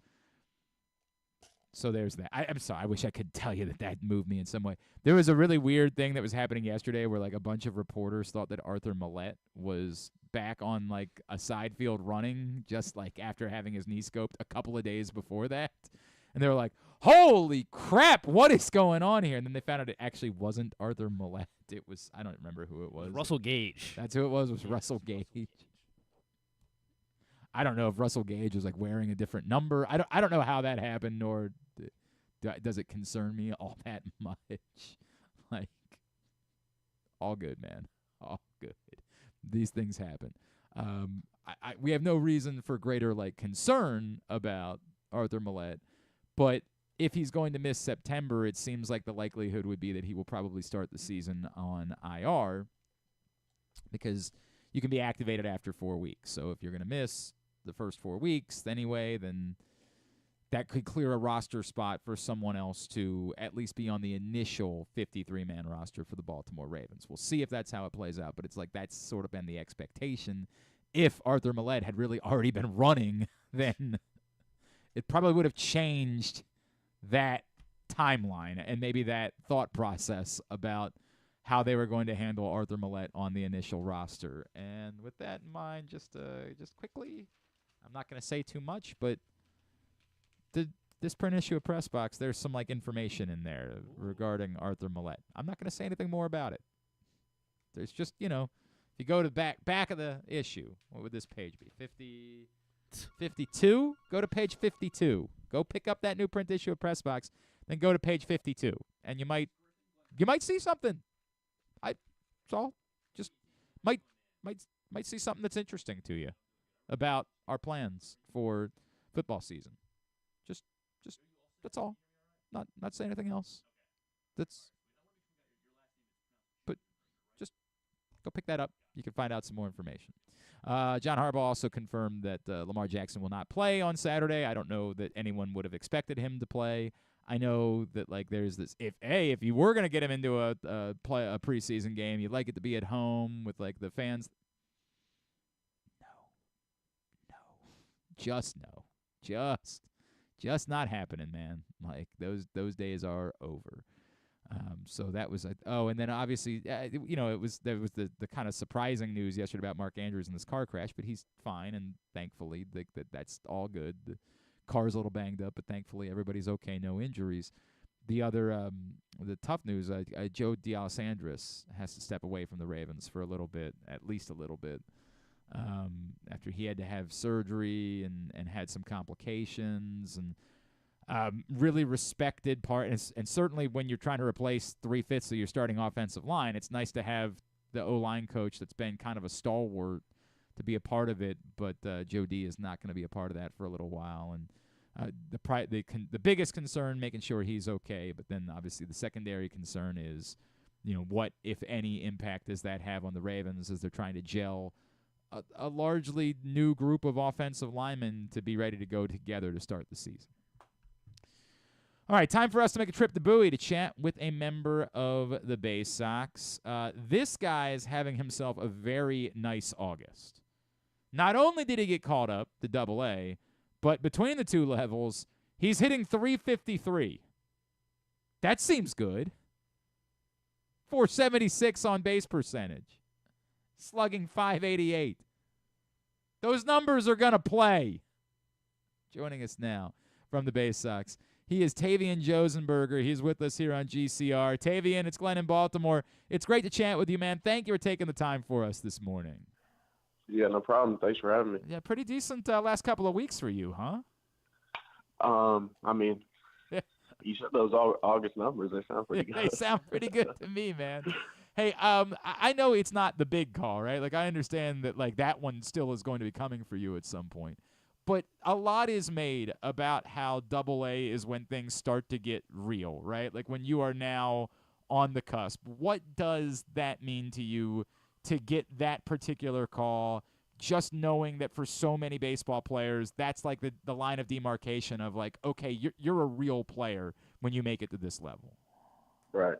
I mean, it's pretty sweet for me. This was one of my big goals for my first season that I set in the off season.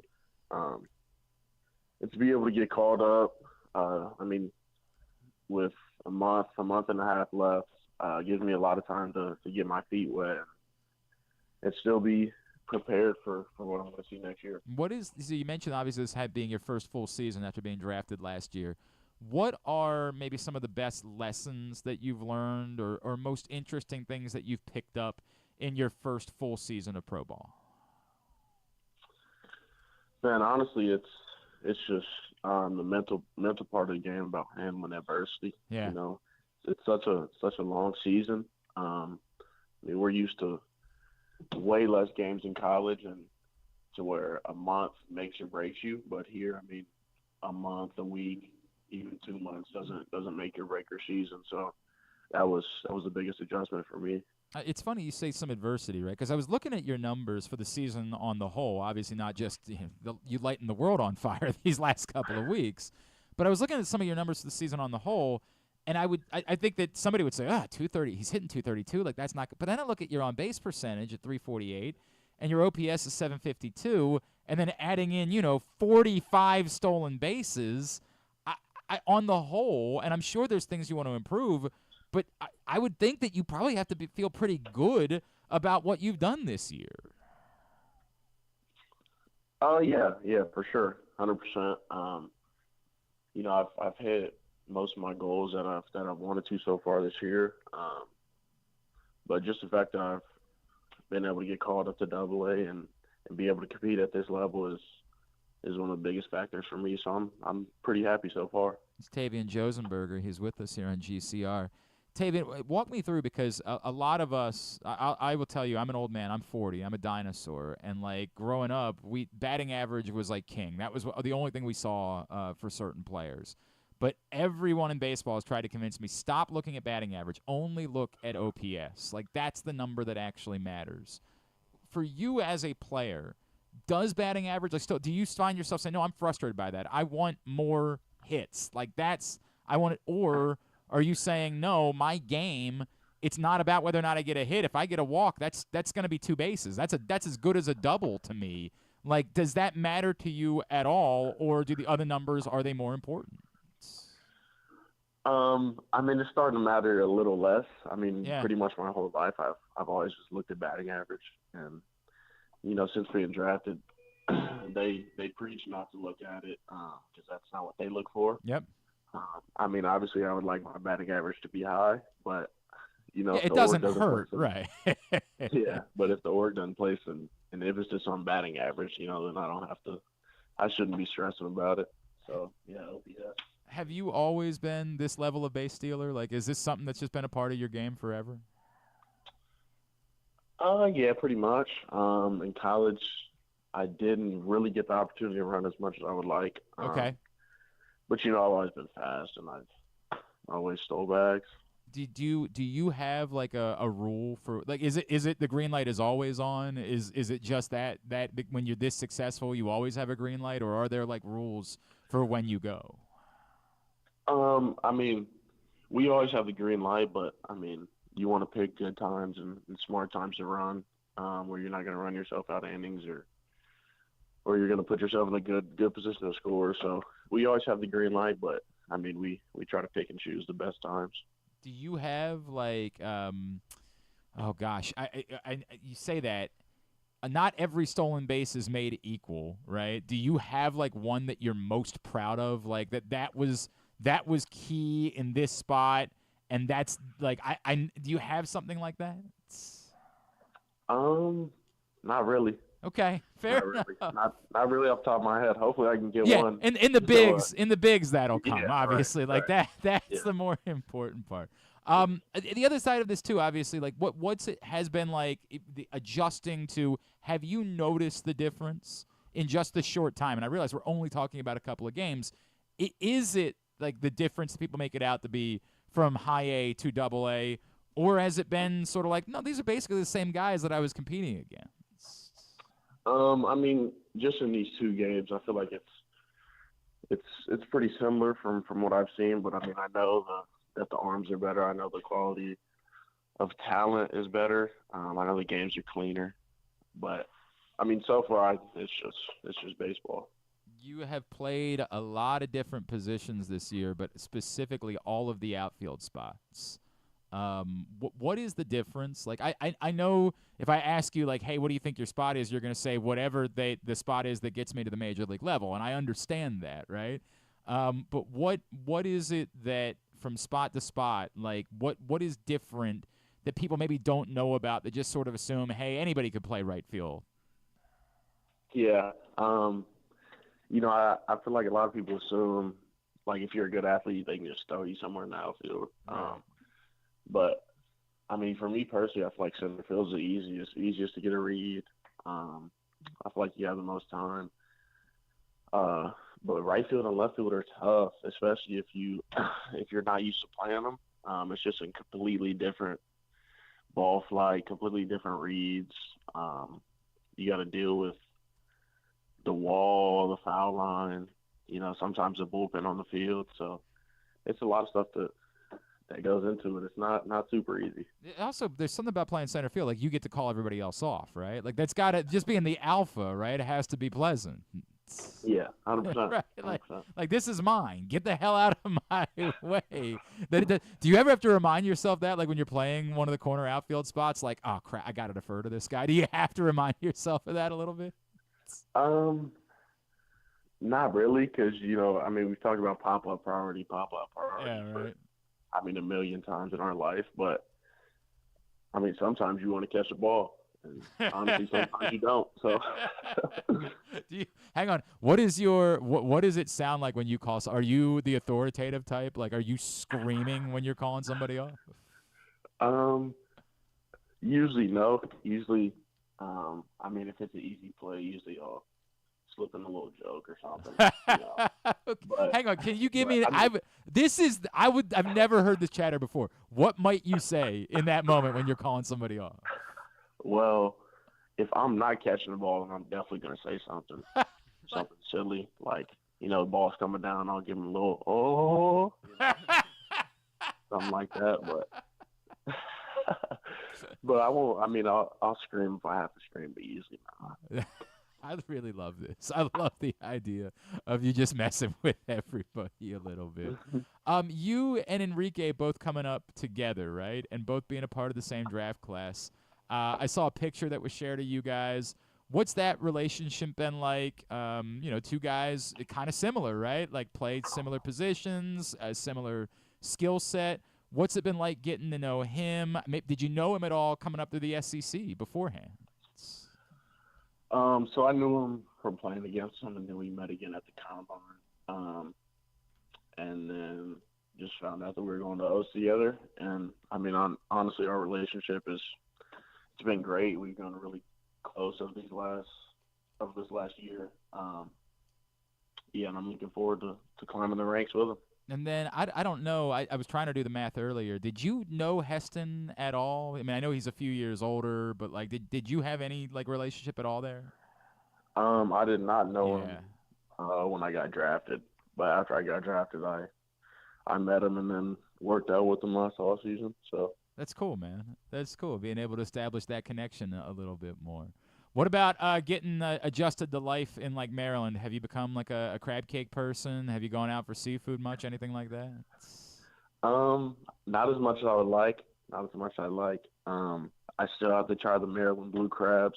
We got to make that happen. We got to make that happen, man. Yeah, we do. I'm used to the snow crabs, so I gotta try the blue crab. We will work on that. We will try to pull that off. What are you doing? We got to get to know you a little bit. Like, when you're not playing baseball on a Monday, when you get a little bit of downtime or after the season's over, what are you into when you're not playing baseball? Well, I'm playing golf. Every Monday I'm playing golf. Okay. All right. So I always have to ask this question, and I know that you just got the Bowie, so you don't know these guys yet. I always try to ask, who is the guy that you least enjoy going up against because he's legitimately good? And who's the guy that you kind of like going up against because you're going to take some money from him because he's not nearly as good as he thinks he is?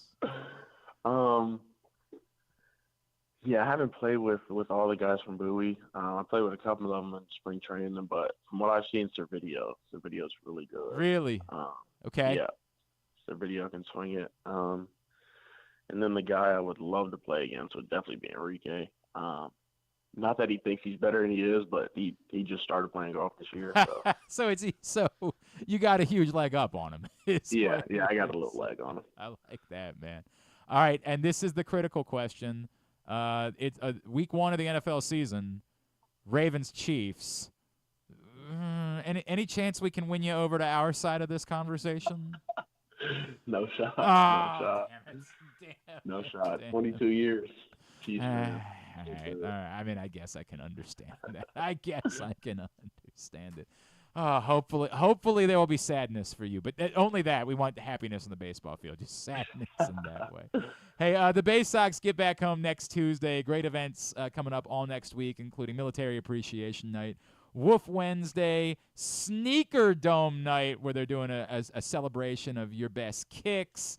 Also, they are having other events next weekend like fireworks night. Lots of great stuff going on. Get to Baysox.com in order to get your tickets. Tavian, where can Orioles fans be giving you a follow on social media? Twitter, Instagram, all those places. Twitter, TavianJ12, and Instagram, Tavian.J. Give him a follow there. Tavian, congratulations on all the success you found, but particularly this may the numbers the last couple of weeks be like the numbers for forever, and maybe we celebrating your induction to Cooperstown because of it years down the road. Thank you for taking the time for us this morning, man. Look forward to seeing what's next and chatting with you again, all right? Thank you. Thanks for having me. Tavian Josenberger with us here on GCR, who, has been red hot these last couple of weeks and just got the bump up to Bowie, along with Enrique Bradfield, last year's first-round picks. So the first and third-round picks from last year making the move within the organization. I think our Reed Trimble got caught up as well to AA Bowie. So a few guys. He had a big hit last night, too. Did he? Yeah, I think he drove in a few runs at least. I believe you, but I don't know, so I'm not going to. I'm right. I'm sure you are. Thank you. All right, we come back in. We'll do fighting words, as there is a big pay-per-view coming up this weekend, so Griffin will get us ready for that. Then we'll get a tidbit and two-bit to wind things down for a Thursday edition of Glenn Clark Radio. Experience the thrill of the Mars Maryland 5-Star at Fair Hill, presented by Brown Advisory, coming October 17th to the 20th. See the world's best equestrians compete in the sport of eventing, the ultimate test of horse and rider. Enjoy a weekend festival featuring locally sourced food at the Fresh Food Fest, a beer, wine, and spirits showcase, shopping, and fun for all ages. Check out the Maryland Corgi Cup, interactive kids corner, and more. It's the place to be in October. Visit maryland5star.us for tickets.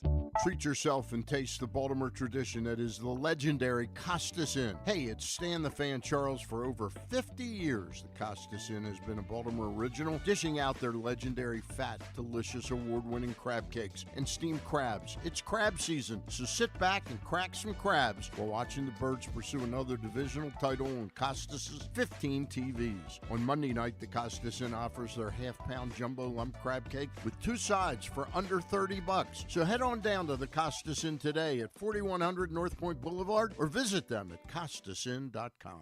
Gambling can be a fun and entertaining experience, but there are risks involved. If you're planning on betting on the game at the casino or on your phone or computer, know your limit, stay within it. Set a budget and a time to stop. Remember, gambling isn't a financial solution, and it doesn't mix well with alcohol or drugs. Know the risks and have a plan before you begin gambling. For free and confidential services, call 1-800-GAMBLER 24/7 or go to helpmygamblingproblem.org.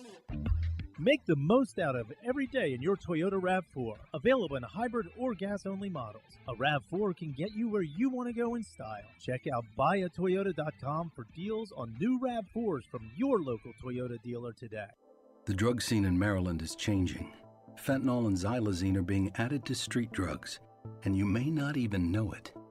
Xylazine is not even intended for humans, and fentanyl is an opioid 50 times stronger than heroin and contributed to over 80% of overdose deaths in our state. Anyone who uses drugs, even occasionally, is at risk of overdose. To learn more, visit stopoverdose.maryland.gov or call or text 988. There he is, Agent 00 Chicken. Nothing can keep him from Royal Farms Chicken Palooza. Because right now, he can get a 3-piece world-famous chicken box for just $8, with a portion of each sale donated to a local charity. Plus, register to win world-famous chicken for a year. Come to Royal Farms Chicken Palooza. It's a real thriller, but it's only for a limited time. Real fresh, real fast, Royal Farms. The latest edition of Pressbox is available now. On the cover, Bo Smolka profiles Ravens star safety Kyle Hamilton, detailing his path from growing up the son of a basketball player to choosing football, being overlooked in the draft, and turning into a defensive unicorn as a playmaking Swiss Army knife in the NFL. Also inside, meet college football players from all of the area's D1 programs and some of the area's college soccer standouts as well. Pressbox is available for free at over 500 locations throughout the region, including 60 Royal Farm stores. Or you can read the entire issue at PressBoxOnline.com, where you can also find great betting advice and the best daily coverage of the Orioles, Ravens, and Terps. One of the things that's definitely wrong with this country is that this dude still has a job somehow, some way. Glenn Clark. Our friend Zach Moore points out in the Anthony Santander conversation that he's not been great in his career late in seasons. September, October, a career .202 hitter in those months. Something that I've never really noticed before, in part because some of those Septembers, the Orioles were not playing relevant baseball. So, sure, you want to say, hey, let's see how he finishes the season? That probably is some sort of a factor, but I guess I would say, even if you don't think he's going to be a 40 home run hitter every year, a regular 30 home run hitter is a regular 30 home run hitter, and I think we have enough evidence to know that he's a regular 30 home run hitter. Is he a perfect baseball player? No, but $20 million a year doesn't get you a perfect baseball player anymore. That's just the reality of the circumstances. You're acknowledging that you're signing them because you're not going to spend the money on the perfect baseball player. Juan Soto will also be available, for the record. You can go sign Juan Soto, but you ain't getting him for $20 million a year. It's where you are. So in the Pythagorean model is the concern that the Orioles believe that they're really going to dive in and do the the Moneyball bit where they say, well, hey, what's the difference between Anthony Santander, $20 million a year, and what we'd be getting production-wise from Heston Kjerstad, and does that trade-off make it worth it? And perhaps the answer is, sure, you get a relative amount of production from Heston Kjerstad, while monetarily that's valuable. But then you're going to have to take that money and spend it on pitching. The idea is if you spend the money on Santander, then you might be able to use Kjerstad to address your pitching. You want to say, hey, we'll flip it, do the Missy Elliott thing, flip it, reverse it. Don't spend the money on Santander. Put Kjerstad in right field next season. Try to use that money to put towards pitching. It's another way you could go about doing it. Would you rather spend money? Now that comes the next question.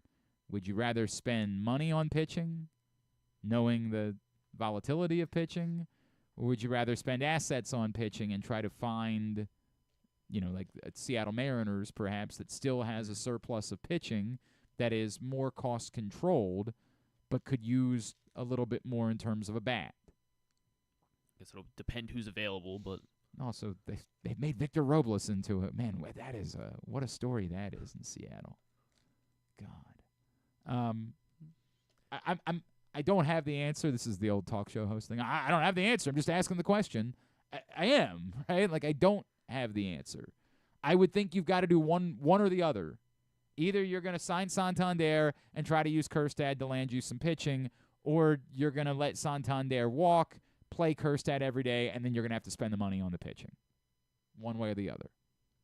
So I don't know which ones. I can't tell you of those two things definitively what's better. We like Santander, and that does come with an additional value that can't be defined.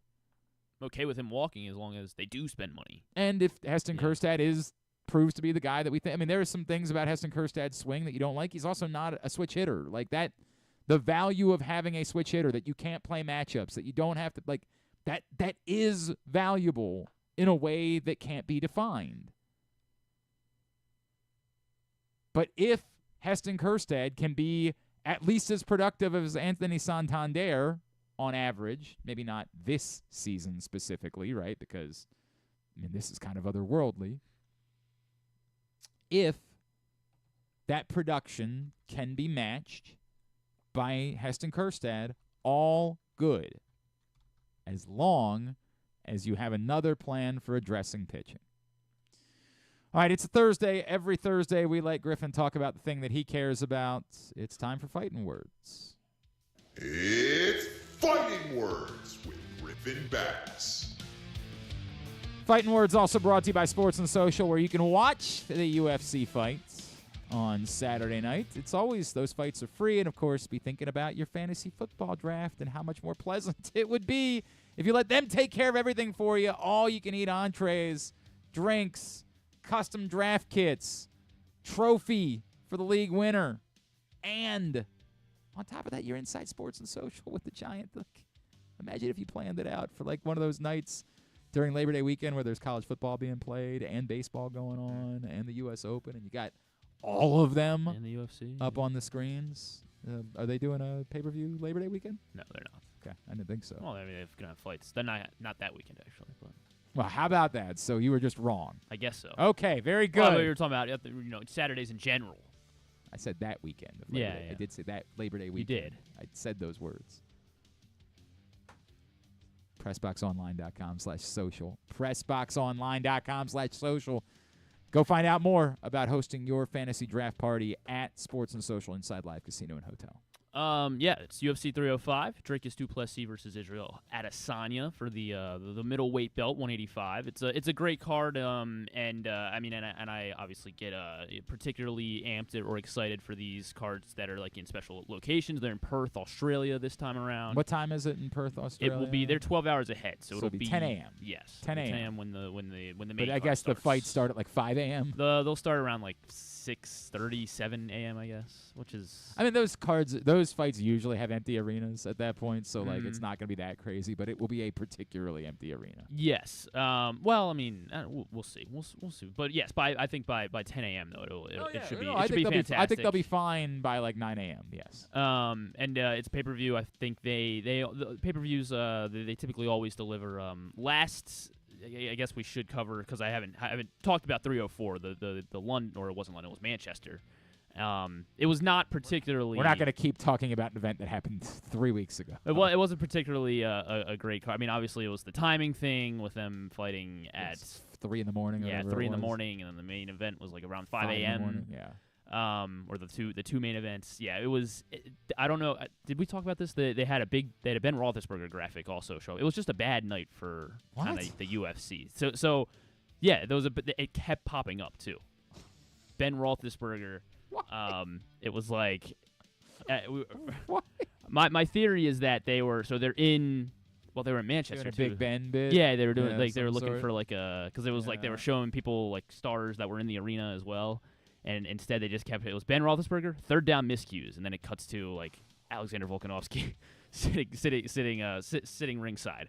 So it was also just a very boring. A very boring card. There were a lot of decisions, and there just didn't seem as much juice as kind of they wanted. It was still a solid atmosphere, but it wasn't a whole ton of juice. Molly McCann lost, which wasn't great. Okay, we're not gonna keep. Stop it.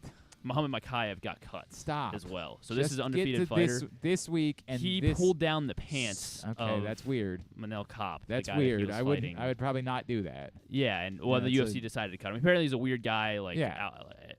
Like the PFL has come out and said they don't even want to sign him just because if you're going to compete, you have to.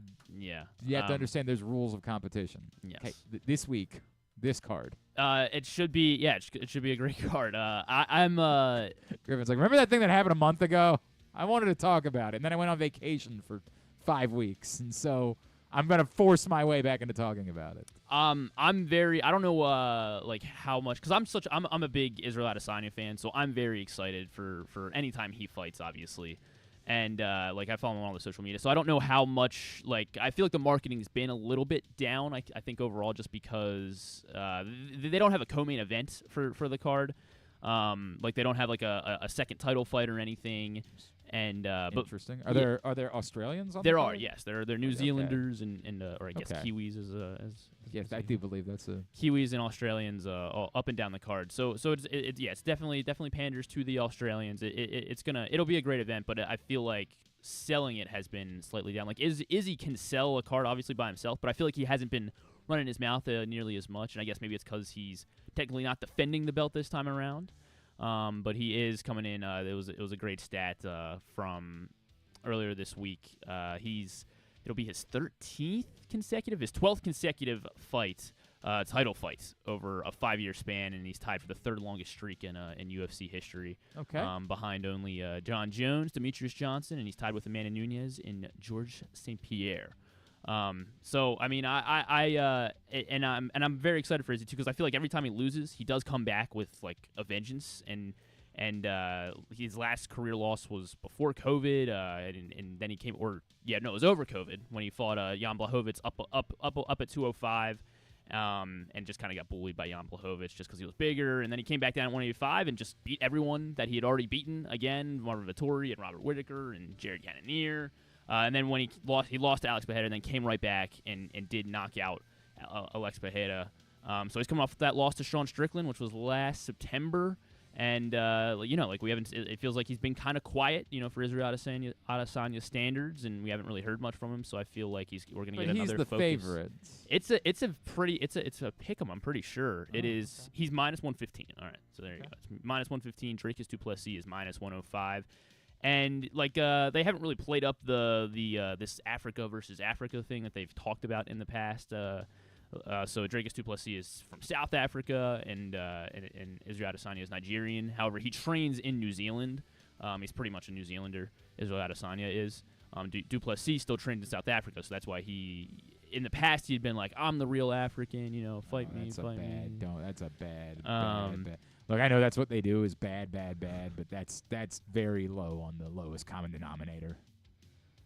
Yeah. So maybe they've come to their senses then in that sense, because they really haven't played it up that much. Maybe on that one, I don't think we could say they've come to their senses, but maybe on that particular issue. And Dricus du Plessis is also on a really impressive run. He's undefeated in the UFC so far, but his competition just hasn't been anywhere near just again a 12 title fight run for Izzy. Every single fight has been a 5-rounder. His last non-title fight was when he beat Anderson Silva back in 2018. So it's been all title, it was 2019 when he fought Anderson Silva. It's been all title fights for Izzy. Seeing him, he's lost before and he's come back and looked amazing. Namely, that knockout of Alex Pereira after losing to Pereira, who had been his boogeyman really his entire career in kickboxing, and now over to MMA and the UFC. So I'm very excited. I'm very excited for the main event. And it's a good card again. Like we got Kai Kara France and Steve Erceg. Steve Erceg just fought for the flyweight title and lost a few months ago to Alexandre Pantoja. But yeah, that'll be another good one. Kai Kara France is he's a New Zealander. And so he's kind of his hometown crowd. But also, Erceg's Australian as well, so that's a good one. We're New Zealand versus Australia. Okay. In the co-main for Erceg. I think I like Erceg in that one. Kai Kara France I feel like he always gets bad timing. His only losses are Brandon Royval, who just beat Brandon Moreno, and Amir Albazi, who also seems like he's might be next up to get a flyweight title shot. And Steve Erceg, it kind of seems like this is his prime right now. Like, it seems like his time. So it's unfortunate for Kai Kara France, but I think Steve Erceg gets it done. Mateus Gamrot, Dan Hooker at lightweight. That's going to be another good one. Dan Hooker is he's the local guy. He's an Australian guy. Not a good matchup for him though, unfortunately. Mateus Gamrot is been very impressive of late, and I think he's just better than Dan Hooker. They didn't do him any favors. They didn't do Dan Hooker any favors, unfortunately. Tai Tuivasa is on the card, of course. Of course. I'm surprised he has time when he's being the quarterback of the Dolphins, though. Oh, Tai Tuivasa? No. You're thinking of Tua. Oh, Tua. Yeah, Tua. Hawk Tua. Yeah. Well, no? yeah. That should be a good fight. It's because Tai Tuivasa has not been on a very good run since his. Everybody knows that. Since he knocked out Derek Lewis. Since then, though, he has not looked great. His loss to Cyril Gane is kind of the only defensible one, just because Gane is very good, and that was when Gane was at his best when he fought him. But otherwise, he has been finished in his last 4 fights now in a row. So okay. But Jairzinho is it'll be interesting. This fight will definitely not go the distance. I can almost guarantee that one. The 41 total fights between them, only 37 have been finishes. So that'll be an exciting one. And then I'll throw out my bets for you. Stuart Nickel. This is the curtain jerker. He's fighting Jesus Aguilar. Minus 230. Go ahead and parlay him. He's an Aussie guy. Are we allowed to say curtain jerker on the internet, or is that? No, why wouldn't we? Well, I just feels like that's something that you would do at home, not necessarily curtain jerking. I don't know, man. No, whatever you're into. into. No, this is to be the first fight of the card. Oh. Yes. I would still make sure that we're allowed to say that. I won't say it again. I won't say it again. I just don't know what the rules are. We just want to be safe. Carlos Prates, Brazilian. He's fighting Li Jingliang, the Leech. Unfortunately, just another. Again, this is a guy that kind of the timing just never works for him. Prates is a guy who's on the come up. One of those fighting nerds guys. He's a Brazilian guy who they put on glasses after they win. Because they're fighting nerds. Oh, okay. Yes. It's kind of cool, and they always get fitted. They've been very good. They've kind of come out of nowhere. I might be behind this. this. Yeah, big month for nerds with that pommel horse guy too, right? Like, so I like him against the Leech, and then Mateus Gamrot against Dan Hooker. If you parlay those three, you get plus 130. And you can go ahead and add, if you want, Jack Jenkins. He's fighting Herbert Burns. That one's like minus 800. Okay. But if you add him, it's plus 160. And then if you want to take fight does not go the distance in the Tai Tuivasa Rosenstrike fight, which is also like minus 600. But you put all 5 of those together, you get plus 200. All right. So like that one. Share that out. Sure. Yeah, I can share that one out. Tai Tuivasa is plus 275 by knockouts. Obviously, we need on to a bad revisit run. these the following week. We need to do a better job of. I did. So I gave out 4. I went 2-2 in my British bets for that last card. But were they all individual bets, or was no? it There were 2 parlays that I gave out. Oh, okay. Neither of those hit because Molly McCann kind of ruined my night there. Got it. She busted most of my parlays. But RoboCop, Gregor Rodriguez won, and then Tom Aspinall also won in the first round. All so right. that was I saw both of those coming, of course. All right, very good. I'm going to bet Izzy as well. Obviously, I have to. I don't have any choice. I'm going to bet Izzy. And the line's not posted yet, but Tom Big Train Nolan, he's like minus 1,400 right now. Whenever the first round knockout prop gets posted, you can go ahead and take that one too. Okay. Yes. All right. So I like all of those. Elsewhere, not a whole lot. This is UFC is taking the main show this weekend. PFL playoffs start on Friday nights, yes. Which I guess is why there's no NFL preseason on Friday Probably nights. the reason. Because I don't know why. Sure. There's no NFL preseason Friday night. Okay. I mean, I don't know why. Because they want to play on Saturday. I think that they're trying to do like a kids weekend or something. So I think that's like a part of the reason why. Brother, don't. Noche UFC is pretty much set. That's going to be at the Sphere next month. Sean O'Malley versus Marab, Valentina versus Alexa Grasso, 2. Diego Lopez and Brian Ortega. They're going to finally get that one done on Mexican Independence Day. We'll have plenty of time to go over that.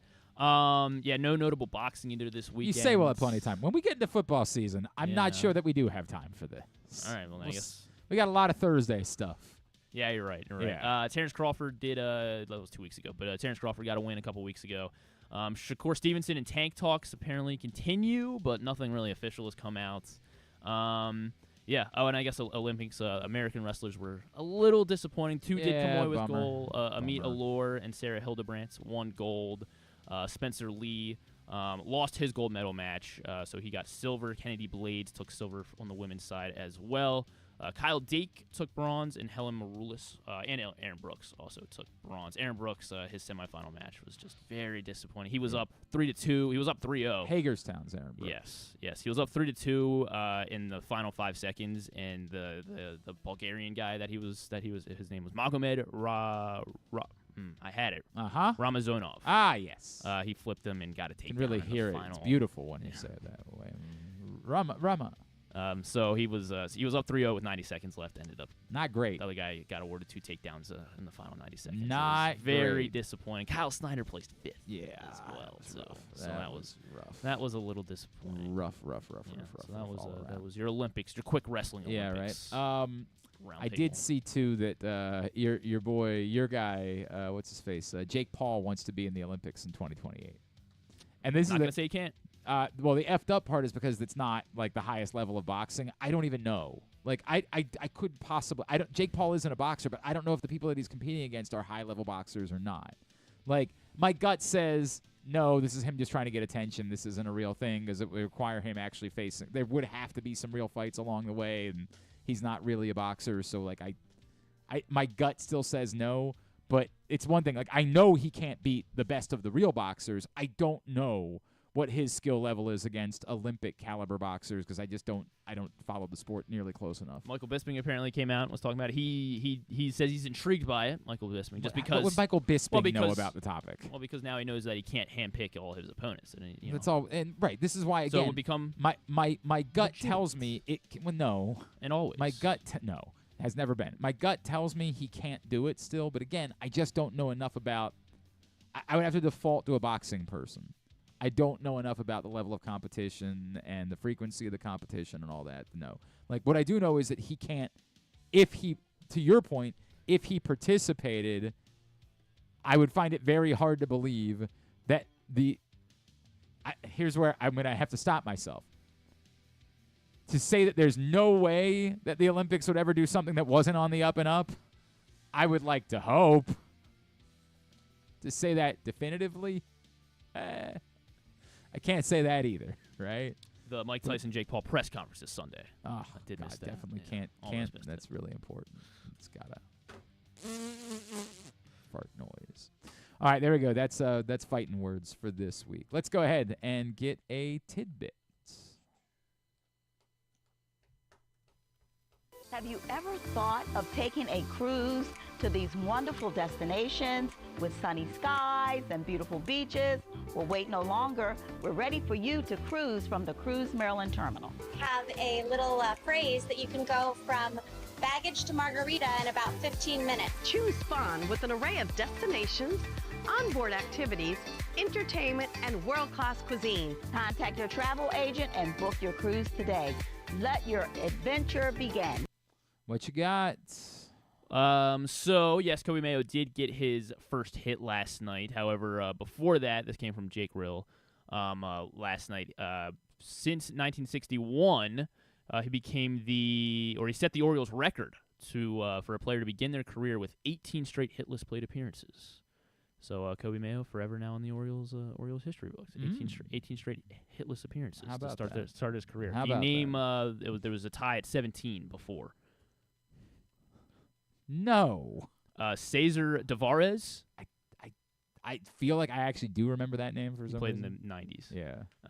And Mike Floor in 1968. Sure. Yes. Sure. Yes. You weren't going to get those two? Yeah. If there you could. The good news for Mike is that you would say that performance was really his floor. Not bad. Not bad.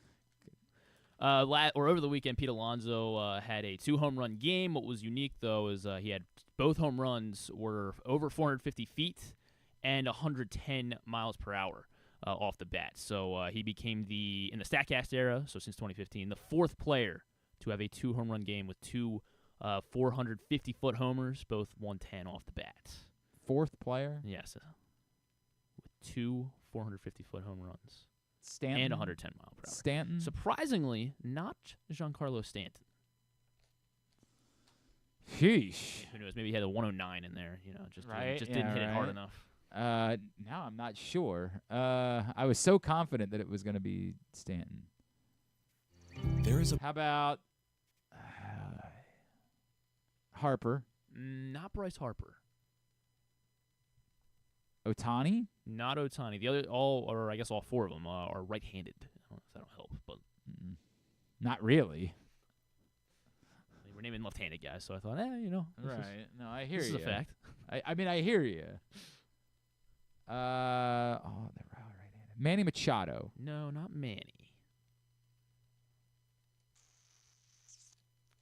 Yikes. How about Jorge Soler? Not Jorge Soler. That's a good guess, though. Maybe I guess I was going to say former. He's now, once again, a current teammate of Jorge Soler.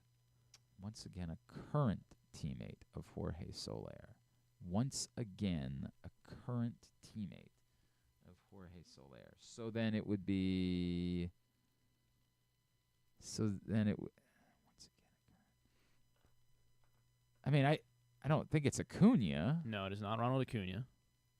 Chapman? No, not Chapman. How?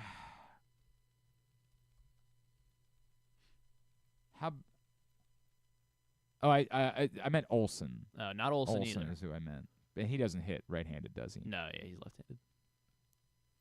piss. So Duvall? Not Duvall. Riley? Austin Riley. Last year. Last May, actually. Had very random. A 2 home run game. 2 monster home runs. Both hit 110. I hear you, but to assume that I could have. This is a ball buster. Another guy that hits long home runs. Hits a lot. I feel like he always hits a home run when he plays the Orioles. Always hits Jose Ramirez? Not Jose Ramirez. I mean, I guess that's it's true. He does fall into that. Like, the guy that always hits long home runs. When healthy, always hits long home runs. When healthy, always hits longest home runs. When healthy, always hits long home runs. When healthy, always hits long home runs. When healthy, always hits long home runs. When healthy. So it's somebody that gets hurt a lot. Yeah. I don't know. He's an outfielder for an AL Central team. Outfielder for an AL Central team that gets hurt a lot. Outfielder for an AL Central team. All right, let's go team by team. So is it a Guardian? No. Is it a Twin? Yes. Outfielder that gets hurt a lot, but always hits long home runs. What in the world? So I don't think it's... Is it Kepler? No. I don't know who gets hurt a lot that plays for the Twins. All right. Well, I get part of the Buxton. Yes, Byron Buxton. Okay. There you go. Well done.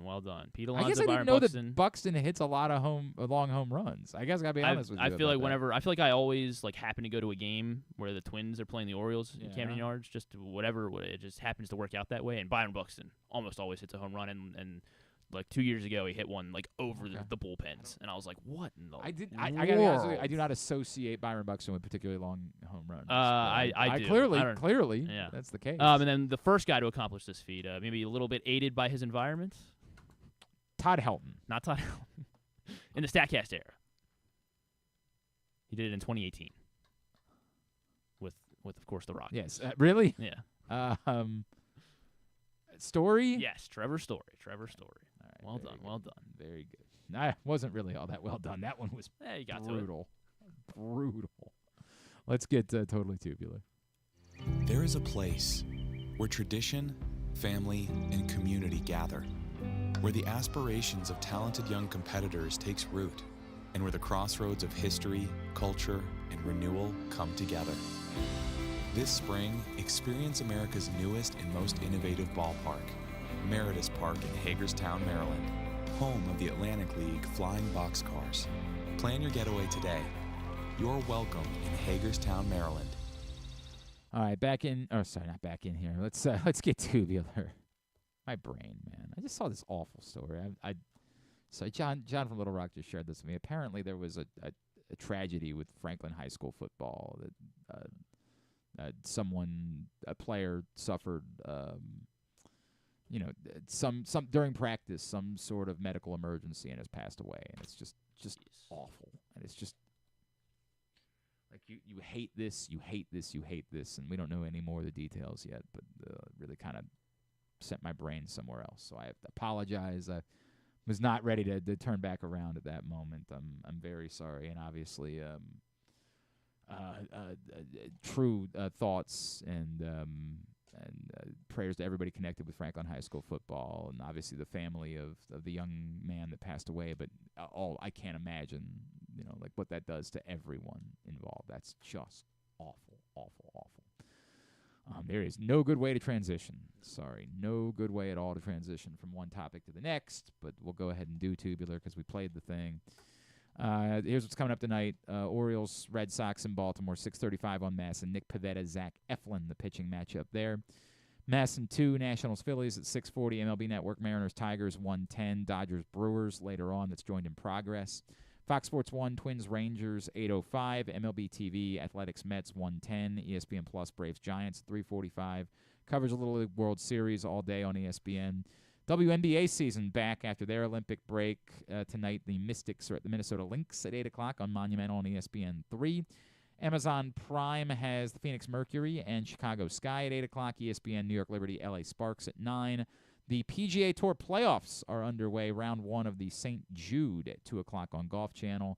Tennis Channel for more coverage from the Cincinnati Open. NFL Network has Eagles-Patriots tonight at 7, and Access TV for TNA Impact Wrestling at 8. Non-sports? We have a few things. Of course, Impractical Jokers. Yes. Of course. I believe I saw they're coming to the Hall at Live. Oh, at are Live they? Casino and Hotel. So, big Cool. night for you, potentially. Yeah, potentially. Yeah, right? Jackpot, the movie on Prime Video. This is John Cena and Aquafina.